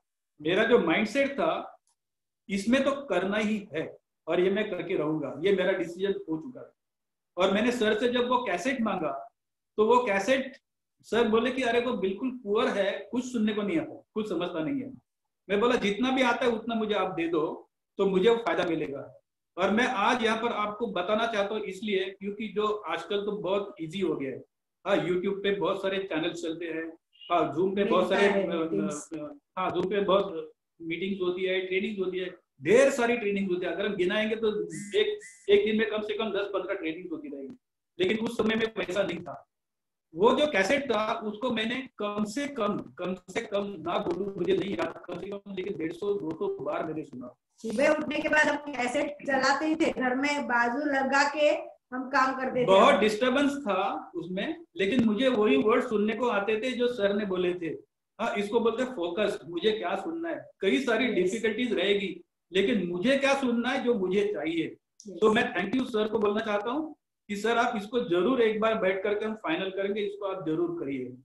वो ट्रेनिंग ने मेरी लाइफ को चेंज कर दिया और वहां से मुझे सीख मिली कि कैसे सीखा जाता है, कैसे ट्रेनिंग कैसे लेना, ये भी एक बहुत अच्छा स्किल होता है। मैं ऐसे सोचता हूँ कि अगर मैं थाना से बांद्रा या सोफिया कॉलेज या और आउट स्टेशन जाता हूँ ट्रेनिंग करने के लिए, तो मेरा समय जो है ना वो मैं इन्वेस्ट कर रहा हूँ। ये मैं टाइम पास के लिए नहीं जाता हूँ। और वहां पर जाऊंगा तो मेरे हाथ में परफेक्ट डायरी होनी ही चाहिए। और हमें सर ने शुरू से बताया भी था और हम लोग भी वही फॉलो करते हैं कि अगर 7 बजे का ट्रेनिंग है तो पहले 6:45 बजे मुझे वहां पे बैठना है जाके। और जैसे सुधीर जी आ गए ना बिजनेस में, तो मैंने मेरी डायरी बाजू रख दी थी कि हमारी अभी ये डायरी है। तो एक दिन सुधीर जी सर ने देखा कि मैं कुछ नहीं लिख रही हूँ, मैं बैठी हूँ सुधीर जी के साथ। बोले आपकी डायरी क्या है? नहीं ये लिख रहे हैं ना, अभी प्लानर बिना सब इकट्ठा। उस टाइम सर ने बताया था, देखो सुषमा जब आप दोनों बिजनेस कर रहे हैं तो आप दोनों की डायरी अलग होनी चाहिए, और दोनों की डायरी जब फुल भरेगी ना तो आप देखेंगे आप कहाँ हो। तो ऐसे ऐसे मतलब एक एक टाइम पे हमें सीख मिली है, तो आज वो हमें खून में जाके बैठी है। Thank you sir. तो ये जो है, जो मैंने पहले जो एक्सपीरियंस किया था जॉब के टाइम पे, वो जो डिसिप्लिन, वो जो फोकस और ये जो सारी चीजें मुझे यहाँ पे बहुत काम में आ गई। और वो जो ट्रेनिंग लेना, ये मुझे एक वैल्यू जब मिली तब मुझे पता चला कि मुझे कैसे सीखना है। और मेरे अंदर एक दर्द था जो मैं स्कूलिंग के टाइम पे मैंने पढ़ाई में नहीं ध्यान दिया था, लेकिन अभी ये मुझे मौका है कि अभी मैं अगर यहाँ पर मैं पढ़ाई करता हूँ, सीखता हूँ, तो मेरी जिंदगी बदलेगी। अगर आज का ये मौका मैंने छोड़ दिया तो दोबारा मेरे पास मौका नहीं आने वाला। और मैं कितने भी कष्ट करूँ तो भी मैं मेहनत के लाखों रुपए नहीं कमा पाऊंगा। तो मैं क्यों ना पढ़ूं, क्यों ना मैं सीखूं। और करते करते मैंने बहुत सारी ट्रेनिंग हमने अटेंड की। कितने ट्रेनिंग बताया सर ने तो कितनी सारी ट्रेनिंग बताई और हम लोगों ने उसको कैसे लिया। मुझे एक बात और बताना चाहता हूँ। संजय सर, संजय बगाड़िया जी, और उनका एक वो टाइम पे कैसेट हुआ करता था, पीपल स्किल। इतना बढ़िया कैसेट, इतना बढ़िया कैसेट, आज भी शायद वो मिलता रहेगा या उसका कहीं पर मिलेगा तो आपको जरूर सुनना है। उस कैसेट में आदमी कैसे सोचना चाहिए, कैसे बोलना चाहिए, कैसे दिखना चाहिए, इतना परफेक्ट था। वो कैसेट को भी हमने कम से कम 100 बार सुना। और जब मैंने वो सुना, धीमन सर का कैसेट सुना, ऐसे कुछ गिने चुने 4-5 कैसेट थी मेरे पास। अरुण सर का फैक्ट फाइल कैसेट था, अभी उनके बारे में मैंने कुछ पढ़ा बीच में। और सुरेखा मैडम का इतना पावरफुल ट्रेनिंग चलता था। ये सारे ट्रेनिंग हम रोज सुनते थे, रोज रोज रोज रोज सुनते थे। और वो हमारे खून के अंदर चला गया, खून के अंदर। मतलब जब मैं किसी को वेलकम करता हूँ तो मुझे धीमन सर का वेलकम याद आता है। और मुझे एक वो टाइम पे एक सर थे जो ट्रेनर थे मोदी के पास में, उन्होंने एक वर्ड दिया था, सनशाइन वेलकम। और सनशाइन वेलकम ये इतना क्लासिक वर्ड है कि उसको देख करके मुझे मेरा फेस नजर आता है कि मैं कैसे दिखना चाहिए। और किसी को अगर ग्रीट करना है, किसी को अगर फर्स्ट टाइम मिलना है, तो मुझे सनशाइन वेलकम ही उसको करना है। तभी वो बराबर समझ जाएगा कि ये सामने वाला आदमी कौन है और उसको प्रॉपर सुनेगा। तो इतनी सारी बातें जो है ना, ये सीखने की बात मैं बोल रहा हूँ, ये वर्ड्स इंपॉर्टेंट नहीं है। कोई भी इवेंट में से मुझे कैसे सीखने को मिलेगा, हाँ ये एटीट्यूड होती है सीखने की। हाँ, लर्निंग एटीट्यूड बोलते हैं। नहीं तो कई बार हम ट्रेनिंग में आते तो है, मैं आज भी देखता हूँ कि जूम मीटिंग में काफी सारे लोग आते हैं और ऑनेस्टली आते हैं, लेकिन उनके एक्शन नहीं होता है, या वो बताते नहीं है, या उनको कुछ लिमिटेशंस है तो वो भी शेयर नहीं करते। तो मुझे सच में अंदर से बहुत दुख होता है कि वो क्यों ना फायदा लेते हैं। इतनी अच्छी सिस्टम धीमन सर और वैभव जी और इन्होंने शुरू की है, तो इसको सबको फायदा लेना चाहिए। मेन बात है माइंडसेट की। हमारा माइंडसेट ही ऐसा रहता है कि वो चेंज होने में बहुत बार बीच में आ जाता है। हमारा जो पुराना माइंडसेट है आज भी है, हमें तकलीफ वही देता है। माइंडसेट पे काम करना ये बहुत बड़ी बात है। अगर माइंडसेट को हमने चेंज कर दिया एक बार, मतलब मुझे आज बहुत सारे लोग बोलते हैं कि सुधीर जी पहले थे और आज के उसमें बदलाव आ गया, बहुत सारा आपको ये फायदा मिला। तो मैंने बोला मोदी केयर छोड़ो ये फायदा, लेकिन मैं बताना चाहती हूँ कि सुधीर जी ने खुद को बहुत बदला है। मैं उनसे आज भी सीखती हूँ। टाइम का बोलते हैं ना, घड़ी पे चलना मुझे बहुत कंट्रोल आता है कि घड़ी में देख के सब करो, लेकिन यहाँ आके वो मैं सीखी हूँ कि घड़ी के साथ या हम रिएक्ट होते हैं ना, कुछ बात करते हैं तुरंत में बीच में बात करना, ये मेरी आदत थी, आज भी है, लेकिन मैं सीख रही हूँ। तो धीमन सर ने वो पॉइंट मुझे बताया था कि आप सामने वाले का पहले सुनो, उसको पूरा सुनो, बाद में आपको क्या बोलना है उसके लिए बोलो। छोटी छोटी बात, मतलब हैंड होल्डिंग जो बोलते हैं ना, हमें पता नहीं था ये वर्ड, लेकिन धीमन सर ने वो किया है हमारा हर जगह।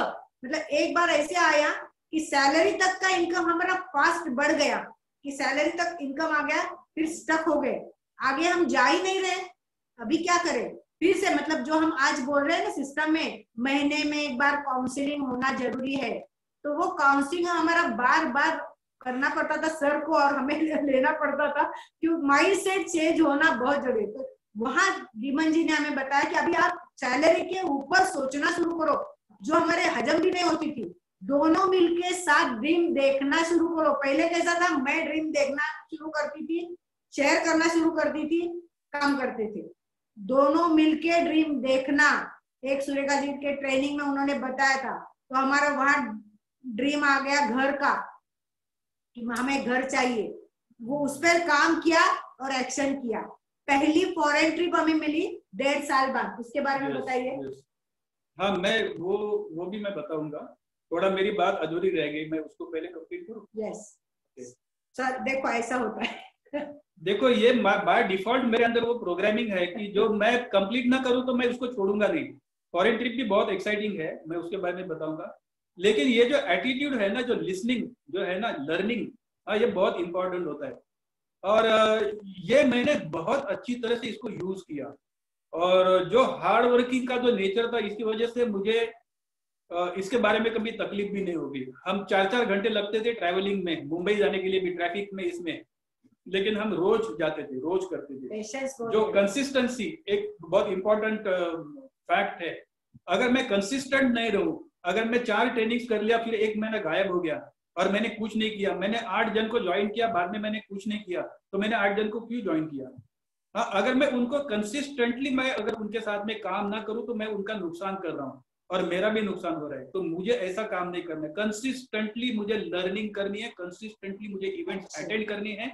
कंसिस्टेंट रहने से हमारा स्पिरिट बढ़ता है, हमारा कॉन्फिडेंस बढ़ता है और हमें एक अच्छी सी स्पीड मिलती है। अगर स्पीड को ब्रेक हो गई तो वो बाद में फिर से रिकवर करना ज्यादा डिफिकल्ट है।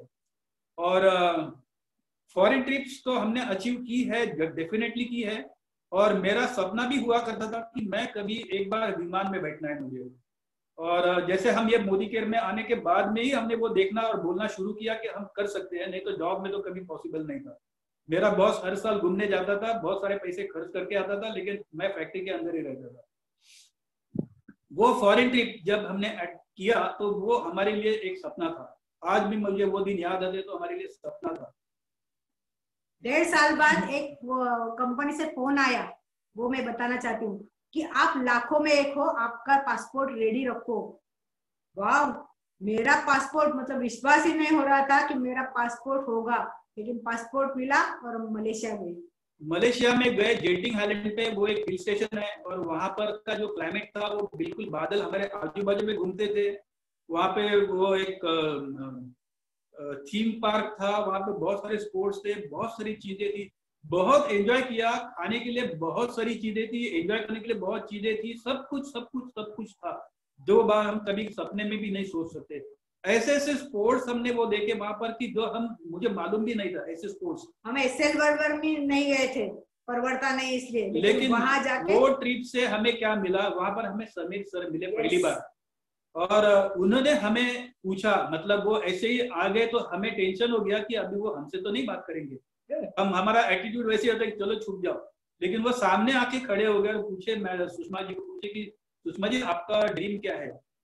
तो क्या बोली मुझे याद नहीं, मैंने बोला मुझे 25-30 हजार रुपए महीने का चाहिए। 25-30 हजार रुपए चाहिए, तो वो हंसने लगे, बोले क्यों 25-30 हजार चाहिए, 40-50 नहीं चलेंगे? लाखों में नहीं बोला चाहिए। पहले इतने तो आने दीजिए, फिर हम उसके बारे में सोचेंगे। और तभी उन्होंने ये वर्ड्स बोले थे, देखो मैडम, आप ये मत सोचो कि कैसे होगा, कंपनी क्या करेगी, इसके बारे में आप मत सोचो, मैं सोचूंगा। आप ये सोचो कि अगर आपको 50 हजार 1 लाख कमाते हैं तो आपकी लाइफ कैसे बनेगी, और उसके ऊपर आप ध्यान दीजिए। कंपनी वो हर चीज करेगी जो आपके भलाई के लिए जरूरी है। और वहां से हमें भरोसा मिला, और वो ट्रिप से हमने क्या पाया, तो हमने ये वैल्यू पाई। और उन्होंने एक बात बताई थी मीटिंग में कि एक दिन ऐसा आएगा कि गोरा वहां ब्रश करेगा और मेरा इंडियन पैसा कमाएगा, और आज वो बात सच हो गई है। वो विश्वास और वो विजन वहां से हम लेके आ गए। वहां से आने के बाद हम अलग ही थे, हमारा कलर ही अलग था। तो लेकिन बोलते हैं ना कि लाइफ में बीच बीच में कुछ आ जाता है। बहुत सारी चीजें हैं, अभी समय की वजह से मैं बहुत ज्यादा फास्ट जाना चाहूंगा। मैं एक इम्पोर्टेंट चीज है जो हमने की, वो मैं आपसे शेयर करूंगा। अटेंडिंग इवेंट्स, हाँ, ये एक इम्पोर्टेंट स्टेप जो हम बार बार बोलते हैं। अटेंडिंग इवेंट्स के बारे में मुझे बहुत शुरू में मुझे लगता था कि यार कितनी बार वो प्रेजेंटेशन सुनना। वो टाइम पे BOM बोलते थे, बिजनेस अपॉर्चुनिटी मीटिंग। तो मैंने थाना में भी सुना, बांद्रा में सुना, दादर में सुना, आगे मुझे गोरेगांव में आने की क्या जरूरत है, या मुझे और किधर जाने की क्या जरूरत है। तो करते करते एक दिन धीमन सर को मैंने बोला कि सर मैं तो इतनी बार मैंने ये अटेंड किया, अभी वही तो होने वाला है ना, तो मैं आना चाहिए क्या उधर? क्योंकि मुझे प्रॉमिस किया था मैंने कि आप बताएंगे वो मैं करूंगा। तो पूछ रहा था मैं कि आने की जरूरत है क्या, क्योंकि वहां पर ना मेरे कोई भी गेस्ट नहीं है, ना मेरे कोई डाउनलाइन है, तो मैं वहां पे क्यों आऊँ? तो बोलते अच्छा ऐसा करो, तुमने इतनी बार सुना है ना, तो आज मार्केटिंग प्लान तुम ले लो, या तो प्रोडक्ट्स कर लो, चलेगा? मुझे तो 1 मिनट समझा नहीं कि क्या बोल रहे हैं। और बाद में बोला नहीं आप इसमें से एक हिस्सा ले सकते हैं ना, तो आपको थोड़ा फायदा मिलेगा। और मैंने बोला सर नहीं, सॉरी, मैं ले नहीं सकता हूँ। तो उन्होंने मुझे वहां पे बताया, जब तक कि आप खुद अपना प्रेजेंटेशन नहीं करेंगे तब तक आपको अटेंड करना है, और आपकी ग्रोथ नहीं होगी। वो समय तक मैं पर्सनल 1-on-1 में प्लान बता रहा था, सीखा था, डेमो करता था, बिजनेस भी बढ़ रहा था, अच्छी तरह से डेवलपमेंट चल रहा था, लेकिन मैं स्कूल में या किसी जगह पे जाके स्टेज पर आकर के मैं बात नहीं करता था। और उन्होंने मुझे वो सीख वहां पर दी, और मैंने वो ली। कई सारे लोग भी थे मेरे साथ में, लेकिन आज वो नहीं है बिजनेस में। ये मुझे अटेंड इवेंट करने का बेनिफिट क्या है वो मैं आपको बताऊं। और ये जो अटेंडिंग इवेंट से क्या होता है कि हमारे अंदर एक कॉन्फिडेंस डेवलप होता है कि हाँ यस, ये तो कर सकते तो मैं भी करूंगा। और जैसे जैसे मैंने शेयरिंग करना शुरू किया, मतलब इवेंट्स में मैं पार्टिसिपेट करना शुरू किया, तो वहां से मेरी ग्रोथ हो गई, क्योंकि जो मैं कर रहा हूँ वो मेरी डाउनलाइन भी देख रही थी। और कई सारे लोग तब तक ना, हम सिर्फ धीमन सर को देखते थे, और बाकी जो वो बोलेंगे वो मैं करूंगा, ये मेंटालिटी थी। मतलब क्योंकि जॉब में क्या होता है, जो बॉस बोलेगा वो करना, ये हमारी आदत है। तो हम वेट करते थे कि जब तक कि सर बोलते हैं हम करेंगे। लेकिन एक दिन उन्होंने बोला कि देखो ये आपका बिजनेस है, आपको करना है, आपको डिसाइड करना है, आपको प्लान करना है। जो प्लानिंग की बात है, वो मेरे जॉब में मैं बहुत अच्छी तरह से सुपर फाइन में प्लानिंग करता था कि कौन से तारीख में कौन सा डिस्पैच होगा, क्या होगा, कैसे होगा, सब कुछ करता था। तो जो हेमलता मैडम ने बताया वो प्लानर तो मैं शुरू से फॉलो करता था, और मैं उसको इतना परफेक्टली करता था कि कभी भी कोई भी 2 डेट्स क्लैश नहीं होगी, और परफेक्टली मेरा जो टारगेट गोल सेट किया उसको मैं इसमें फिट करता था। इतने एक्शंस होनी चाहिए, ये होना चाहिए, होना चाहिए। सो वो जो प्लानर था उसको स्ट्रिक्टली फॉलो करना। फिर मुझे समझ में आ गया कि नहीं मुझे तो बहुत सारी मीटिंग्स को अटेंड करना है, और सिर्फ अटेंड नहीं करना है कि मुझे जाके पार्ट लेना है। धीमन सर ने मुझे बताया था कि आप 15 मिनट पहले आना, 15 मिनट बाद में आना, और वहां पर हाँ बाद में जाना। तो वहां पे क्या करना, तब मुझे पता चला कि वहां पर मेरे बहुत सारे डाउनलाइंस मिलते वहां पर। और उसका इस प्रकार से हुआ था कि जब मुझे वो गोरेगांव में बुलाते थे, तब मैंने उनको बोला था मेरा वहां पे कोई भी डाउनलाइन नहीं है, तो बोला आप आना शुरू करो, आपके डाउनलाइन भी हो जाएंगे। और मैं मैजिक आपको बताना चाहता हूँ, मुझे थाना में एक जेंटलमैन मिले, और उन्होंने ये बिजनेस ज्वाइन किया, लंबी स्टोरी है। और उन्होंने वो रेलवे में काम करते थे, उन्होंने वहां पे नेटवर्क किया, और वहां पर गोरेगांव में पाटकर कॉलेज में हम वो टाइम पे प्रेजेंटेशंस करते थे। तो वो इवेंट में मेरे इतने सारी डेवलपमेंट हो गई थी कि वो इवेंट के अंदर 40 से 50 लोग मेरे टीम के ही होते थे, और मैंने वो देखना शुरू किया कि आज के इवेंट में मेरे लोग कितने हैं। ये हमारी बीच में डिस्कशन होता था सुषमा के मेरे में, अरे ये तो इसमें तो मेरे लोग हैं, अरे ये तो इतने लोग हैं। वो चैलेंज लेना शुरू किया, तो वो मेरे लिए चैलेंज हमने लेना शुरू किया। और जब मैं देखता हूँ कि 100 लोग हैं, 150 लोग हैं, तो हमने डिसाइड किया था कि एक दिन आएगा कि मेरा पूरा क्लासरूम भरेगा।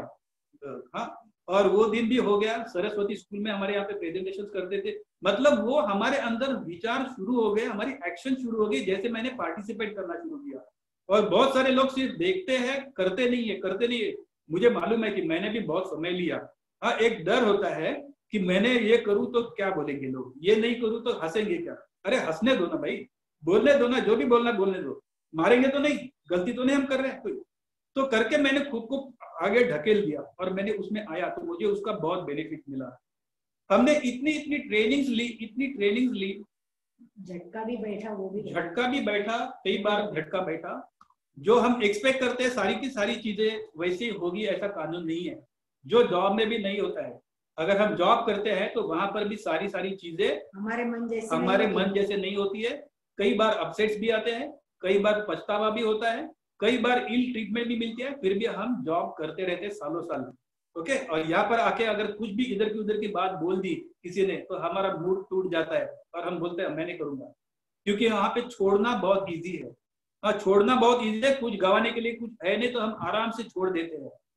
कई बार क्या होता है कि हम किस प्रकार से सोचते हैं। एक बार मैंने एक कहानी सुनी थी, आपको मैं बताऊंगा, ये कोई पर्सनली नहीं लेना, मैं किसी को नहीं बोल रहा हूँ किसी के बारे में। हाँ, तो अरुण सर ने बताया था एक ट्रेनिंग के अंदर, बंदर की स्टोरी है, मैं किसी को बंदर नहीं कह रहा हूँ लेकिन उसका मतलब हम जान लेते हैं। वो एक बॉटल के अंदर, कांच के बॉटल के अंदर उन्होंने जूसी बनानास डाल दिए और उसको ढक्कन लगा के उसके अंदर एक छोटा सा होल बना दिया, और वो पेड़ पे जो बंदर बैठे थे उनका हाथ है ना उसमें जाएगा लेकिन आएगा नहीं, क्योंकि जैसे वो केले को पकड़ते हैं, हाँ, तभी वो पकड़ने के बाद में वो हाथ फूल जाता है, वो बाहर नहीं निकलता है। वो छोड़ दिया तो वो निकलता है। तो वो करने के बाद में बहुत सारे बंदर आ गए, वो केले को निकालने का कोशिश किया, बाल्टी को उल्टा किया, ढकेल दिया, कुछ भी नहीं हुआ, केला निकला नहीं।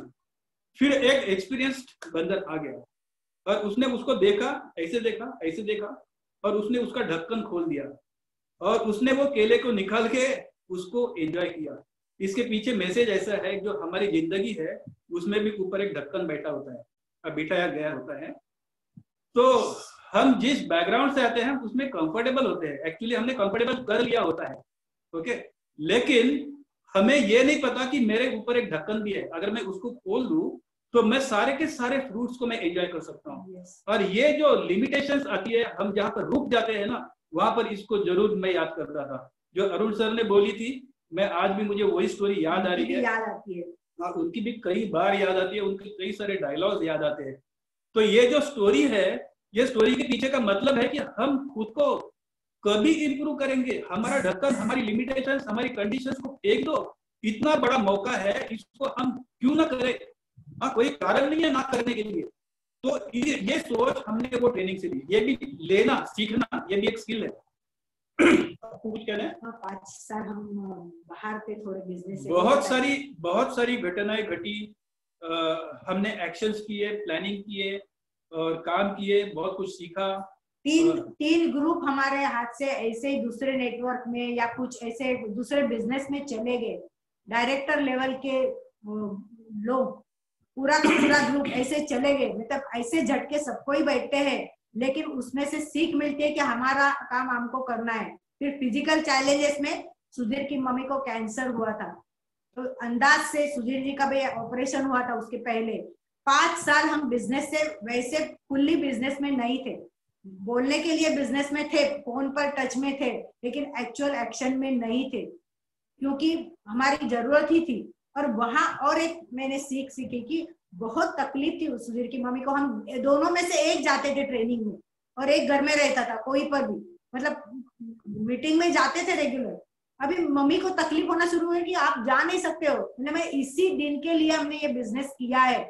मतलब हम इतने जाते नहीं थे, लेकिन इनकम आती थी हर महीना, हमें टेंशन की कोई जरूरत नहीं थी। जॉब में नहीं वो होता था, लेकिन यहाँ हुआ, वो विश्वास आया, उनको पूरा टाइम दिया। उनके आखिरी दिन में, मतलब 2 महीने तो हम बिल्कुल घर में ही थे, और उसी टाइम एक बड़ा इवेंट था समीर सर का, तो धीमन जी सर का फोन आया कि दोनों में से एक आ जाना, अगर ऐसे इवेंट में लीडर चाहिए ना। तो मुझे आज भी याद है, उस टाइम धीमन सर ने और सुरेखा मैडम ने मिलके हमें फोन किया था, और मैंने उनसे बात की थी कि नहीं अभी ऐसी कंडीशन है, कुछ भी कभी भी हो सकता है, हम नहीं आ सकते सर, सॉरी। मैडम को भी बोला, तो मैडम ने बोला कोई बात नहीं, आप पूरा ध्यान उधर देखो, हम इधर हैंडल कर सकते, कर देते। लेकिन वहां मैंने देखा कि आखिरी टाइम तक धीमन जी ने छोड़ा नहीं था उम्मीद हमें बुलाने की, इनवाइट करने की। उन्होंने अपलाइन से बात करवा के ये किया था। मतलब हर बात, मतलब वो तो इतने बड़े थे, उनसे बोलने से तो हम आ जाते, लेकिन ये एक सीख थी, डुप्लीकेशन बोलते हैं ना, वो डुप्लीकेट, उनसे हमने वो सीखा। और जैसे ही मम्मी जी गई, 2 महीने बाद ही सुधीर जी के बड़े भाई का एक्सीडेंट हो गया और वो चल बसे। तो वो दूसरा झटका था। फिर सुधीर जी उनका कारोबार देखने नासिक चले गए। 1.5 साल हम बिजनेस में नहीं है, मतलब मैं थी, हम दिल से बिजनेस कर रहे थे, इसलिए मैं यहाँ थी, लेकिन सुधीर जी बिल्कुल डिस्टर्ब थे, बिल्कुल। मतलब मम्मी गए उसके बाद में बिल्कुल, मतलब वो कुछ सोच नहीं सकते थे। मतलब इतनी नौबत आ गई, उन्होंने बोला अभी ये घर बेच देता हूँ मैं, पैसे कर लेता हूँ और हम करेंगे, अब कुछ नहीं करेंगे। डिप्रेशन में चले गए थे। अभी उनको निकालना वो बहुत बड़ी बात थी। तो मैंने डिक्लेयर किया कि ये घर बेचना नहीं है हमें, और हम दूसरा घर लेंगे। ऐसी बात करना शुरू किया। मतलब आपको नहीं करना है, आप आराम करो, मैं बिजनेस करूंगी, लोग है। लेकिन धीमन जी से फिर से बात करवाई, काउंसलिंग किया, तो धीमन जी ने बोला कि फिर से वही है, आप अटेंड करना शुरू करो, आप फिर से आ जाओ। अटेंड करना शुरू किया। फिर हमारा लक्ष्य हुआ 1 लाख रुपए महीने का, मतलब कुछ करेंगे। उस दरमियान हेमलता ने अपना पूरा अटेंड करके बहुत अच्छा किया, हमें उसके लिए बहुत आनंद है, और उसको कॉन्ग्रेचुलेट करते हैं कि उन्होंने छोड़ा नहीं और आगे गए। तो वो हो गया उसका। लेकिन हमारा लक्ष्य था, वो एक बड़ा पड़ाव हमने कर लिया, हम 1 लाख के लेवल पे पहुंच गए, और अच्छा लगा हमें। और आज हम बिजनेस में हैं, और हम अभी डिक्लेयर करते हैं कि हम आगे जाके 10 कार अचीवर होंगे, 25 लोग ऐसे होंगे, हर एक को 2 लाख रुपए महीने वाला है कमाने वाले, ऐसे 25 लोग हम क्रिएट करेंगे। ये हमारा डिक्लेरेशन है। दूसरा घर पुणे में होगा, और हम जीबीडी बनेंगे दिसंबर तक। आपको कुछ कहना है? हाँ, ये तो ये उसका नेचर है। मतलब आपने नोटिस किया रहेगा कि मैं प्रैक्टिकल काम के बारे में बात करता हूँ, वो ड्रीम के बारे में बात करती है। ये इतना परफेक्टली मैच होता है। और मैंने ऑब्जर्व किया है कि ये बिजनेस में ना जो कपल्स आते हैं तो वो बहुत सक्सेसफुल होते हैं। और मैंने शुरू से देखा था, धीमन सर, रश्मि मैम साथ में थी, अरुण सर, सुरेखा मैम साथ में थी, और मैंने वही देखा। और भी सारे कपल्स थे वो समय में, जो ये देख करके मुझे लगता है कि ये जो है ना परफेक्टली मैच करता है, एक दूसरे को सपोर्ट करते हैं। वो उसका थिंकिंग ड्रीम्स का करते हैं, मैं प्रैक्टिकल काम का थिंकिंग करता हूँ। और सीमा शाहड़े मैडम और सर भी है, उनको भी मैंने देखा, अश्विनी सुबोध जी है, और वही डुप्लीकेट हुआ हमारे साथ में भी। हमारे साथ में रेशमा राजेश है, हेमलता सुहास है। और ये जो कपल आते हैं ना, तभी क्या होता है, वो 100% कर पाते हैं, उन्हें कोई रोकता नहीं है। yes. और 2 ब्रेन्स एक साथ में अगर टारगेट पे काम करेंगे तो उससे बेस्ट काम निकलता है। और ये हमने एक्सपीरियंस किया। कई सारी डिफिकल्टीज आ गई कि जो अगर कहने को जाओ तो कोई भी इसको आराम से छोड़ सकता है इतने डिफिकल्टीज में। लेकिन अक्लमंदी इसमें है कि जो वो डिफिकल्टीज है उसका रास्ता अगर और कोई बाहर नहीं है, अगर हम कोई भी जॉब करने जाते हैं तो इससे भी ज्यादा टफ रहेगा ये कंडीशन के अंदर, जिस कंडीशन से हम जा रहे थे। मेरी माँ सीरियस थी, मैं उसको देख के बहुत तकलीफ होती थी मुझे। अब मेरा खुद का ऑपरेशन हो गया, मुझे भी कुछ ग्रोथ हो गई थी। 2010 में मेरा ऑपरेशन हो गया, जो लास्ट ईयर तक मेरे रूटीन चेकअप्स चल रहे थे, एवरी 3 मंथ्स में एडमिट होता था। और ये सारी जो है ना मेंटल प्रेशर, और टेंशन बहुत बिल्ड होता है अंदर। और उसी के दरमियान जैसे मेरी माँ गुजर गई 13 साल अगस्त 13 में, और 2 महीने के बाद मेरा भाई चल बसा, तो वहां पे कोई नहीं है देखने के लिए। उसका कारोबार है, कौन देखेगा, कौन करेगा। उसका लड़का इन्फोसिस में काम करता है पूना में, तो अभी वो जॉब छोड़ के इतना तो उधर जाके तो सेटल नहीं हो सकता है। तो ये जो सारी रिस्पॉन्सिबिलिटीज थी, इसकी वजह से हमने बिजनेस को ज्यादा, ऑनेस्टली बोलता हूँ कि हमने ज्यादा उसमें नहीं किया। और ये बिजनेस की ताकत ये है, हम थोड़ा थोड़ा भी करते थे फिर भी हमारा चेक इंटैक्ट था, हमारे घर में, हमारे बैंक में चेक आता था। और ये इस बिजनेस की वजह से है। मैं समीर सर को और हेमंत सर को और मेरे सारे अपलायंस को मैं थैंक यू कहना चाहता हूँ कि उन्होंने मुझे ये मौका दिया। इसकी वजह से आज हम ये कम से कम सोच तो सकते हैं, आज हम कम से कम ये देख तो सकते हैं। ये कई सारी बातें मेरे साथ में हुई और मुझे कुछ 2-3 पॉइंट्स नजर आ रहे हैं कि जो मुझे जरूर शेयर करना चाहिए, और अगर ये मैं करूँ तो बहुत अच्छा रहेगा। हाँ, तो उसमें से एक है कि रीडिंग द बुक्स, जो कल सुबोध सर ने भी रात को जो प्रोग्राम हुआ उसमें बताया था, रीडिंग बुक्स ये बहुत जरूरी है। देखो, ये बिजनेस में अगर हमारा साथ कोई देने वाला है, परमानेंट साथ कोई देने वाला है, तो वो बुक्स होते हैं। और इसके अंदर सबसे इम्पोर्टेंट बुक कौन सा रहेगा, तो वो है हमारा success manual, sorry business manual, जो उस समय में मोदी केयर का बहुत जाड़ा तगड़ा बुक आता था। उसमें बहुत सारे रूल्स और सब रेगुलेशन दिए थे। मैंने जैसे ये बिजनेस में आया, डिसीजन लिया, तब मैंने वो मैनुअल को स्टार्ट टू एंड पढ़ा कंप्लीट।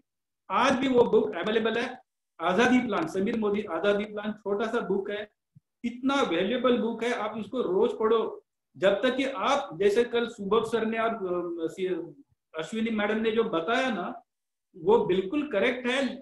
वो इतना बताने के बाद भी मैं बोलना चाहता हूं कि अगर हम उसके ऊपर हमारे फिगर डाल के अगर वर्किंग नहीं करते हैं तो वो अंदर नहीं जाएगा। वो जो आजादी प्लान है उसको हमें विदाउट फेल कितना भी समय लगने दो, उसको समझ लो। हो सकता है कि वर्ड समझ में नहीं आएंगे, पूछ लो, डिक्शनरी ले लो, पढ़ लो, मालूम कर लो, लेकिन वो प्लान को जब तक हम मास्टर नहीं करेंगे तो हमें कितने भी ट्रेनिंग हम अटेंड करते हैं उसका कोई फायदा नहीं होगा। क्योंकि ट्रेनिंग अटेंड करने से हमें विश्वास आएगा, हमें वैल्यू मिलेगी, हमको नॉलेज मिलेगा, लेकिन काम कैसे करना वो तो उसके ऊपर है ना। तो वो मैं पढ़ूंगा नहीं, अच्छा उसकी कॉस्ट भी कितनी नॉमिनल है, ऐसी नहीं कि वो पॉसिबल नहीं है। कितनी सारी बुक्स, इतनी वैल्यूएबल बुक्स है, क्वेश्चंस आर द आंसर्स है, कॉपीकैट मार्केटिंग, कई सारी बुक्स है।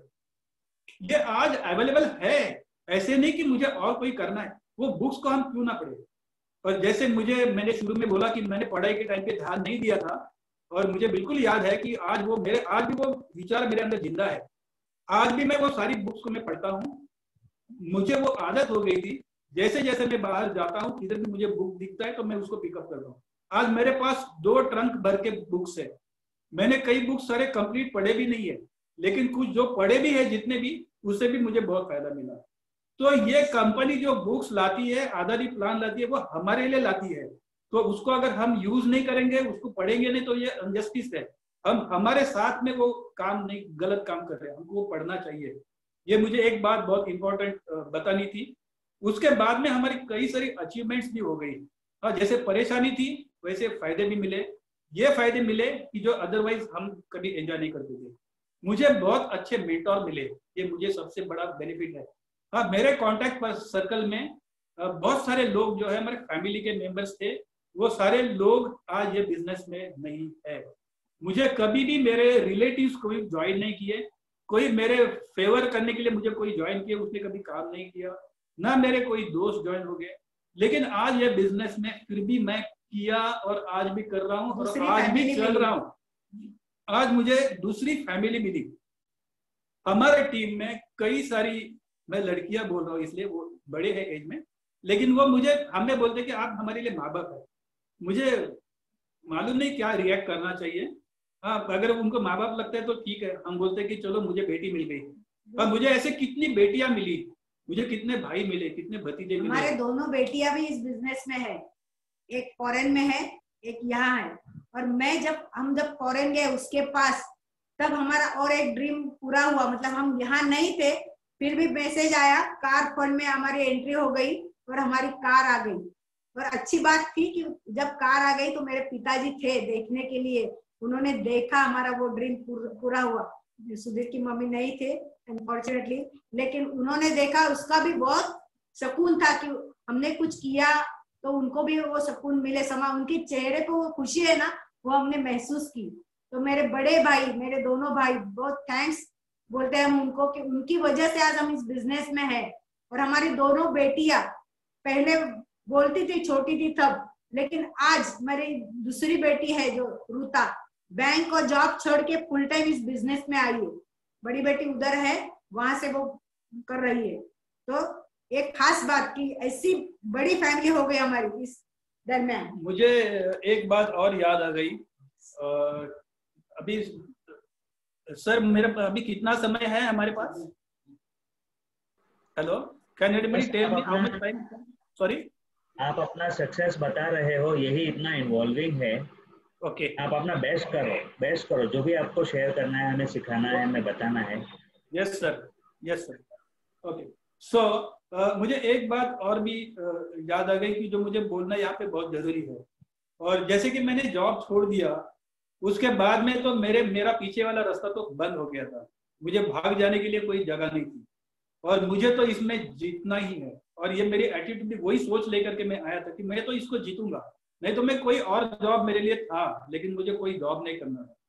मैंने यहाँ तक बात किया था सुषमा से कि अगर कुछ नहीं चला तो हम वड़ा पाव की गाड़ी निकालेंगे, मुझे कोई शर्म नहीं है कोई भी काम करने में, लेकिन मैं नौकरी नहीं करूंगा, ये मेरा डिसीजन था। और ये डिसीजन को लेकर के जब हम आ गए तो हम हमेशा कैसेट लगाते थे और पूरा दिन भर कैसेट चलता था। फोन पर भी हमेशा मोदी केयर की बात चलती थी, घर में भी हम आपस में मोदी केयर की बात करते हैं।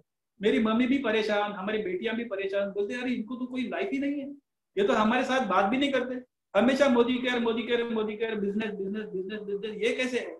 और बहुत वो उनका एक गट अलग से बन गया था, हमारा गट अलग से बन गया था, और वो आपस में उनके साथ में कुछ चलती थी चर्चा। तो मैंने बोला ये ठीक नहीं हो रहा है, इसको तो कुछ भी करके सॉल्व करना चाहिए। तो मैंने एक दिन सबको बिठाया घर में और उनको समझाया कि देखो हम ये मोदी केयर बिजनेस क्यों शुरू किया। मैं जॉब में जब था तो हमारे पास क्या लिमिटेशंस थी और क्या आप लोग चाहते हैं कि हम वैसे ही कॉम्प्रोमाइज भरी जिंदगी जिए कि हम कुछ एंजॉय भी करना चाहते हैं। मैं वो टाइम पे मेरा एज था 42 और मैंने मेरी मम्मी को बोला कि देख माँ, यही एज है यहाँ पर मैं कुछ कर पाऊंगा तो अच्छा रहेगा, ये एज में अभी ये कंडीशन में हम कर पाएंगे, मुझे आप सब लोगों से सपोर्ट चाहिए। और हमने बेटियों को भी समझाया, देखो बेटी आपको ये जो अभी लग रहा है बिल्कुल स्वाभाविक है, लेकिन आज मैंने नौकरी छोड़ी है ये कारण से कि हमें बहुत सारे रुपए हम कमाएंगे और सारे सपने पूरे करेंगे। और ये करने का फायदा ऐसे हो गया कि दोनों भी बेटी और मेरी माँ एनरोल हो गई। ये करना जरूरी था वो समय में, अगर हम वैसे ही करते रहे तो सालों साल हमारे बीच में तू मैं चलती रहती, आर्ग्यूमेंट्स, हमें वो फ्रीडम नहीं मिलती कि हम काम करें। और वो करने के बाद में हमने ड्रीम्स अचीव भी करना शुरू किया, बिजनेस भी बढ़ा, सपोर्ट भी आया। और मेरी बड़ी बेटी जो है वो उस टाइम पे 10th में थी, मैंने जॉब छोड़ा तभी, तो उसका ड्रीम था कि मेरे बर्थडे में हम सेलिब्रेट करेंगे। वैसे तो हम सेलिब्रेट करते हैं कौन सा 60 रुपए का केक ले आते हैं, कुछ वेफर्स लाते हैं, बच्चों को बुलाते हैं, लेकिन उसके जो रिच फ्रेंड्स थे उनके यहाँ पे बर्थडे अलग बनता था। तो वो टाइम पे मैंने उसका बर्थडे था, मैंने उसको पूछा तू अभी मुझे बताओ कि कैसे बर्थडे सेलिब्रेट करें, और उसने मुझे एक लिस्ट दे दी और वो लिस्ट में केक था, वो मॉन्जेनिस का लेना है, बोला चलो ठीक है मॉन्जेनिस का, और क्या क्या, तो उसने पूरा लिस्ट निकाला। और मैंने जब उसका कॉस्टिंग किया तो कुछ 650 रुपए ऐसा कुछ हो रहा था। बोला बस, मैंने सुषमा के पास देखा, अरे ये तो हम कर सकते हैं, आज तक हमने नहीं किया था 60 रुपए का केक, टू बी ऑनेस्ट मैं बोल रहा हूँ फ्रैंकली, और वो समय में 60 रुपए भी ठीक थे, लेकिन वो समय में हमने 650 रुपए की कोल्ड ड्रिंक, बिस्किट्स, केक्स, बहुत कुछ लाया, गिफ्ट लाया, और हमने वो बेटी का बर्थडे सेलिब्रेट किया वो समय में। तो वो दोनों इतनी खुश हो गई ना, तो वो खुशी की कोई वैल्यू नहीं है। yes. और ये हम बिजनेस करने की वजह से हमें फ्रीडम मिला।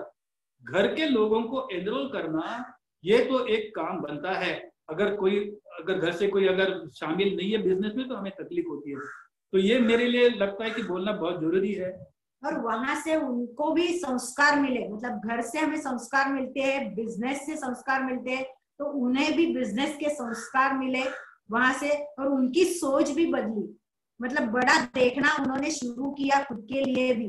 और जैसे हमने उनकी लाइफ देखी थी ना, डिजाइन की थी बोलते, वैसे ही हुआ। बड़ी बेटी की, वो भी स्पोर्ट्स में थी, मेरा ड्रीम था मैं स्पोर्ट्स में थी तो मेरी बेटी जाए, तो वो टेबल टेनिस में गई। तो इतना खर्चा था उस टाइम, बिजनेस में नहीं थे हम। तो सुधीर जी बोलते 700 रुपए की बैग क्या कर रहे हैं? बोले नहीं मैं कुछ भी करूंगी, आपको नहीं बोलूंगी लेकिन करूंगी। लेकिन वो स्टेट लेवल चैंपियनशिप तक गई, मतलब आज भी वो यूएस में है, ऑफिस की तरफ से टेबल टेनिस खेल रही है। तो इतना बढ़िया, मतलब वो ड्रीम देखना उन्होंने सीख लिया। छोटी बेटी ने हमारे डांस भरतनाट्यम में विशारद किया, उन्होंने भी सपना देखना शुरू किया। उसका इतना विश्वास नहीं था मोदी केयर पे, मतलब वो छोटी भी थी और बाद में, लेकिन जैसे जैसे अभी वो लाइफ में आगे जा रही है तो उसको पता चल रहा है कि अरे इसमें जो है, बाहर जॉब करेंगे पैसा दिखता है लेकिन 12-12 घंटे वहां जाके देना है। अभी रिसेंटली उन्होंने बैंक का जॉब छोड़ दिया। तो वो जो संस्कार है ना, बेटी की शादी, हमारे जो जो ड्रीम थे, 6-7 फॉरेन ट्रिप हो गई, बेटियों की शादी हो गई, उनको लड़के अच्छे मिले। मतलब मेरा एक और भी ड्रीम था कि मैं लड़की दिखाने नहीं जाऊंगी, मैं जवाई का इंटरव्यू लूंगी, ऐसे बोलती थी, और वही सच हुआ।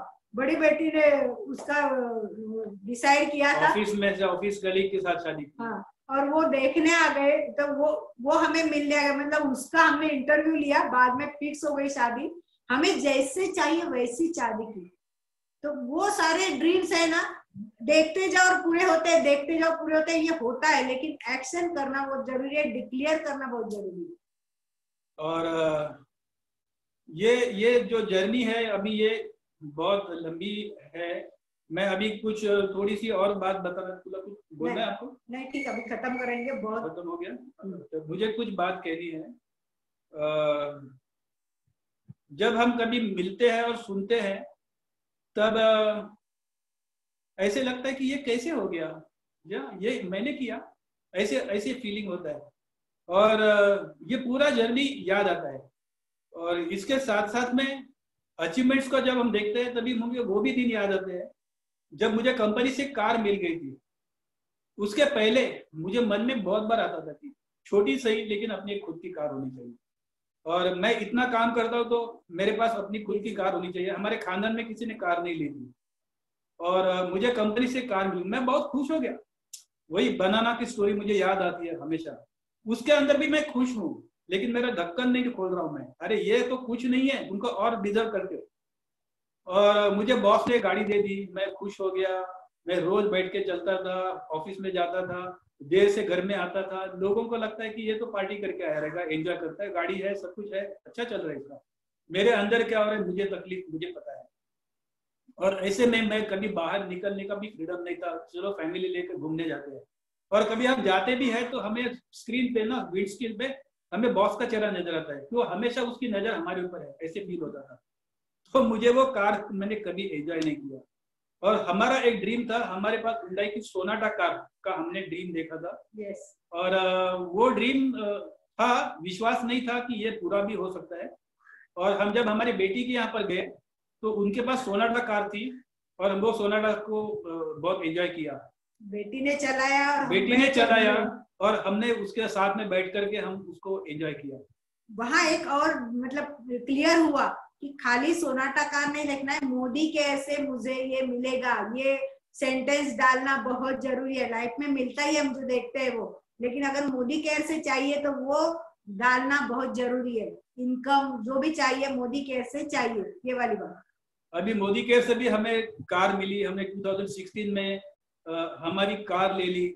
हमारे जो बड़े जमाई है, जो उनको भी गाड़ियों का शौक था, उन्होंने वो यहाँ पे 2 साल के लिए रहते थे, तभी उन्होंने हुंडई की वर्ना कार ली थी, जो फ्लूडिक मॉडल आता है, जो एकदम टॉप एंड मॉडल, इतनी बढ़िया गाड़ी। जो मेरा ड्रीम था सोनाटा से थोड़ी पहले वाली गाड़ी है, वो गाड़ी हमारे यहाँ पे छोड़ के वो जमाई चले गए लंदन में। अरे मुझे तो डर लगता था कि मैं गाड़ी को कैसे चलाऊं, इतना इसको कुछ हो जाएगा तो। और फिर मैंने एक दिन गैरेज में रेगुलर मैं चेकअप करता था, उसने मुझे बोला आप गाड़ी को चलाएंगे नहीं तो बैठे बैठे वो खराब हो जाएगी, तो आप इसको चलाना शुरू करो। और तब से मैंने वो गाड़ी को यूज करना शुरू किया। मैं पूना जाता था, नासिक जाता था, कभी मुझे प्राउड फील होता था कि मेरे जवाई का, मेरी बेटी का कार है, चलो मैं एंजॉय करता हूँ। और अभी मोदी केयर की कार मिल गई तो इसको मैं रियल सेंस में बहुत एंजॉय कर रहा हूँ कि वो जो मैं 18 घंटे काम करता था, स्कूटी स्कूटर पे मैं जाता था, एक छोटी सी कार का सपना देखता था, आज कंपनी ने मुझे ये कार दी है। और ये कार लेने के समय में मैंने सारी चीजों को मैंने कंप्लीट इंफॉर्मेशन निकाली थी, जो मुझे कार क्या चाहिए वो मैंने चेक किया था, वो सारी फैसिलिटीज इसके अंदर है। और वो कार को आज हम चलाते हैं, एंजॉय करते हैं। कहीं पर भी आउट स्टेशन जाना है तो हम कार लेके जाते हैं, गोवा तक हम कार लेके गए और हमें बहुत प्राउड फील होता है। आज ये हम एंजॉय कर रहे हैं। अभी इसके आगे की कई सारी कार्स हमारे लाइन में खड़ी है जो हमको लेना है। हम और 1 साल के बाद में हमारे ड्रीम कार है डिस्कवरी, जो लैंड रोवर की आती है, और उससे भी आगे की एक कार मेरे दिमाग में है, मालूम नहीं अभी तक वो मिलती नहीं है इंडिया के अंदर, जो डॉज की आती है रैम करके, 6.5 लीटर का इंजन आता है उसका, बहुत हाइट रहती है, उसको मिनी ट्रक कहते हैं।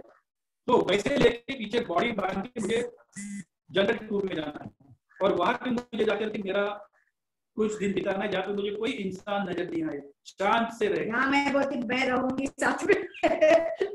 तुम अलग नहीं हो, दोनों एक ही है।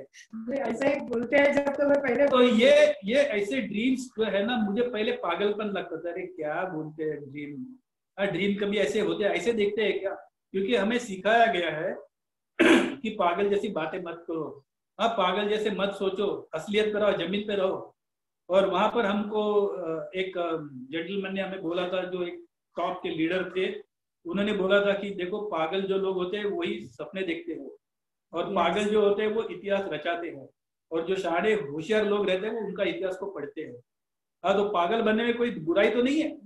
तो हमने एक्सेप्ट कर लिया, बोला चलो हम अभी पागल बन जाते हैं, और हमने वो ड्रीम्स देखना शुरू किया। दोस्तों बहुत कुछ कहने को है, बहुत कुछ कहने को है। मैं आखिर में इतना बताऊंगा कि सच का राज क्या है। मैं ये कहूंगा कि इसका क्रेडिट जो आज मैं आपके सामने बात कर रहा हूं और जो पहले वाला था, इसके बीच में करीब करीब 200% का चेंज है। अब मेरी सोच, मेरा कंडीशन, मेरा प्रोसेस, और इसका श्रेय मैं दूंगा धीमन सर को, और उन्होंने मुझे इतना, और सुरेखा मैडम को, और अरुण सर नहीं रहे हमारे साथ में, लेकिन हमने उनसे बहुत कुछ सीखा है। कंपनी के लोगों से भी हमने बहुत सीखा है। मुझे याद है वो जमाने में अनिल सेठ जी अभी भी है, तो उनसे मैं बात करता था तो बोलते कैसे चल रहा है सुधीर जी, तो हम बोलते थे कि सर बहुत बढ़िया चल रहा है। क्या कर रहे हो? नहीं, बोला काम कर रहे। बोला वो तो मैं सुनना नहीं चाहता हूँ, मैं देख रहा हूँ आप काम कर रहे हो, आपके डाउनलाइन कितने काम कर रहे हैं। अरे बाप रे, तभी मुझे पता चला कि हाँ, तो मुझे ये भी ध्यान देखना है। तो ये ऐसे ऐसे इंसिडेंसेस, कंपनी ने मुझे बहुत सपोर्ट किया, राइट टाइम पे मुझे आउट ऑफ द वे जाकर के भी हेल्प किया है। और के मोदी सर से हमारी बात, एक बार मौका मिला मिलने को, सच कहूँ तो मैं उनको प्रणाम करना चाहता हूँ। ग्रैंड हयात में एयरपोर्ट के पास में उतरे थे और धीमन सर ने बोला आपके लिए मौका है, किसी को बोलना मत। सुरेखा मैडम भी है सिलेक्ट किया था, और आप उनके साथ में मिल सकते हैं, आप उनको देख सकते हैं। मैं बोला चलो क्यों ना जाऊं, जाना ही चाहिए अगर मुझे सामने से मिल रहा है। और मुझे उनसे मिल करके इतनी खुशी हुई, उन्होंने इतने प्यार से हमको बोला कि आप क्या लोगे। वो मेरे को आप बोल रहे, वो मेरे दादाजी की उम्र के हैं, मुझे आप बोल रहे हैं। और मुझे उन्होंने बोला, हमने बोला नहीं नहीं सर हम कुछ दे देंगे। उनको प्रणाम किया तो सुरेखा मैडम ने बोला नहीं सर हम कॉफी लेंगे। अब तभी देखो उन्होंने कैसे हमको कवर अप कर लिया। सुरेखा मैम ने बनाई इतनी सारी चीजें हम सीखते हैं, अगर हम इसमें से सीखे नहीं ना तो कोई फायदा नहीं। वो इतना बड़ा इंसान, हजारों करोड़ का मालिक आज मेरे से बात कर रहा है, इससे अच्छा बड़ा दिन कौन सा होगा। तो इतने इतने अच्छे लोग हमें मिले, इतने इतने अच्छे गुरु मिले, हमारे साथी मिले। हमारे बीच में कई सारे, मुझे बहुत गर्व है आज हेमलता मैडम और सुभाष सर आज आगे निकल चुके हमसे भी, लेकिन मुझे बहुत गर्व है। अगर किसी माँ का, किसी बाप का बेटा अगर डॉक्टर बन के इंजीनियर बनता है, सक्सेसफुल होता है, तो उसको जरूर गर्व होगा। आज हमें भी गर्व है कि आज वो जीबीडी बने। सो बाकी भी सारे लोग जिनके साथ में हमने काम किए सब है आज, और बहुत अच्छा काम कर रहे हैं। नजदीक वाले हमारे रिलेटिव, आज मैं बताना चाहती हूँ कि मेरा भाई मेरे पीछे वाला छोटा भाई फिर से आ गया बिजनेस में, देख के कि होता है। हम बोल रहे अरे हो रहा है करो, और आज हम वही डिसाइड कर रहे हैं कि हमारे जान पहचान वाले लोगों तक पहुंचे, और वही चाहते हैं कि हर एक की जिंदगी बदले। मतलब मोदी केयर का जो है ना कि हर एक को टच करे, घर घर मोदी केयर जाए, जो भी मिले उसे मोदी केयर की बात करे, वही विजन लेके हम चल पड़ते हैं। आज यहाँ हम रुक जाते हैं। अब सुधीर जी ज्यादा बात नहीं कर सकते हैं, तो मैं इतना 2 शब्द बोलना चाहूंगा। जितने भी आज हमारे साथ के लोग हैं, इनको मैं पहले कभी नहीं जानता था। मैं उनको धन्यवाद देना चाहता हूँ। आप लोगों ने जो हमें साथ दिया, इसकी वजह से आज हम यहाँ पर है। Thank you so much. Over to Hemlata madam, thank you so much. Dhiman sir, thank you so much. Dhiman ji, over to Dhiman. वाह, बहुत ही बहुत बढ़िया। आपके खून का कलर है मोदी के। रश्मि मैडम का भी बोलना रह गया है, रश्मि मैडम का बात करना रह गया। रश्मि मैडम ने भी बहुत सपोर्ट किया है, बहुत, और उनमें बदलाव भी हमने देखे। पहले रश्मि मैडम नहीं आती थी, लेकिन आज वो हमारे साथ है, और बहुत बड़ी, मतलब मुझे आज भी याद है स्किन केयर का ट्रेनिंग था, पहली बार मैंने धीमा सर को बोला था रश्मि जी चाहिए हमारे उस ट्रेनिंग में, और वो ट्रेनिंग में पहली बार रश्मि जी आई थी, और मेरे ग्रुप से 12 लेडीज आई थी, और वहां से सिलसिला शुरू हो गया। मतलब अभी मैं बताऊंगी कि मराठी लोग बिजनेस में बहुत बड़ी टीम हो गई है, और थैंक यू आप दोनों को, thank you. Thank you so much. बिल्कुल, आपने जो स्टोरी बताई ना, ऐसे लग रहा है हमने इतने साल वापस जी लिए। बहुत सारी चीजें है ना। यस, हम वो कितना चेरिश करते थे कि आप बोल रहे हैं और आप वो सुन रहे हो, इवेंट्स अटेंड कर रहे थे। हम समझते थे आपको ये डिफिकल्टी है, लेकिन ये करने से सक्सेस होगी। और आज इतना फुलफिलमेंट हमको भी हो रहा है कि आपने इतना अचीव किया। लाइफ की क्वालिटी इटसेल्फ इतनी सारी बदल गई, और इस परिस्थिति, आपको लाइफ में जो भी परिस्थितियां है उसमें भी आपके लिए बहुत बड़ा अपॉर्चुनिटी रहा मोदी केयर। आपने मोदी केयर को पहले इन्वेस्टमेंट किया, और आज मोदी केयर वो आपको जिंदगी भर के लिए दे रहा है। कल हम ट्रेनिंग में वही बोल रहे थे, मोदी केयर एक कल्पवृक्ष है, तो आपने उसका उदाहरण वो बताया कि आपकी लाइफ में वो कैसे कल्पवृक्ष बना है। तो we are very very fulfilled, happy and good. आपकी सक्सेस और भी बड़ी होती जाए, और आप एक ऑल द बेस्ट। और हमने आपका छोटा घर देखा है, हमने आपका बड़ा घर भी देखा है। आपने वो कर दिखाया है जो एक साधारण इंसान नहीं कर सकता, वो आपने कर दिखाया है। तो सेकेंड इनिंग्स आपकी हो गई है पूरी। अब आपकी थर्ड इनिंग्स में आपको बहुत बहुत बहुत वेल विशेस। आप जो चाहो वो सपना पूरा करने वाले हो, ये हमें यकीन है, और हम आपके लिए बहुत बहुत प्रार्थना करते हैं कि आपकी वजह से, जो आपने कहा 25 लोग 1 लाख रुपया कमाएंगे, बहुत सारी गाड़ियां लाइन में लगेगी, आज जो आपने हमको बताया ना, इतना सिंपल तरीके से आपने बताया, इतना बेसिक तरीके से आपने बताया है, क्योंकि आपने वही जिया है। जैसे कि कुछ सोचना या प्रिपेयर करने की जरूरत नहीं है, क्योंकि आपके खून में ये बह रहा है। So wish you all the best for the future, and thank you so very much for sharing. बहुत सारे चैट्स में लोगों ने कहा कि उनकी जिंदगी में फर्क पड़ गया है, उनका ढक्कन खुल गया है। बहुत सारे लोग सक्सेसफुल होने वाले हैं आपकी वजह से। Thank you so much. Thank you sir, thank you ma'am, thank you sir. अब हम इनवाइट करेंगे भूपेश जी को for the next announcement. And fantastic, hats off. Thank you sir, thank you sir, thank you very much. और पूरा story सुनने के बाद अगर उसको एक सेंटेंस में मैं कहूँ तो यही है कि मोदी केयर एक ऐसी जगह है जहाँ पे साधारण लोग साधारण सी बातें करके, उनको फॉलो करके असाधारण जिंदगी जीते हैं। और मैंने पहले भी ये कहा था कि सुधीर जी को जब भी मैं देखता हूँ तो मुझे मेरे पिताजी याद आते हैं, और उनसे काफी कुछ सीखा है। सुधीर सर के साथ रहकर उनके ट्रेनिंग्स या फिर उनके विचार सुन के बहुत कुछ सीखा है। And thank you Sudhir sir, thank you Sushma ma'am for that wonderful success story. हम वापस एक बार मिल रहे हैं। वो कौन सी सिस्टम है जिसके बारे में सुधीर सर आज अपनी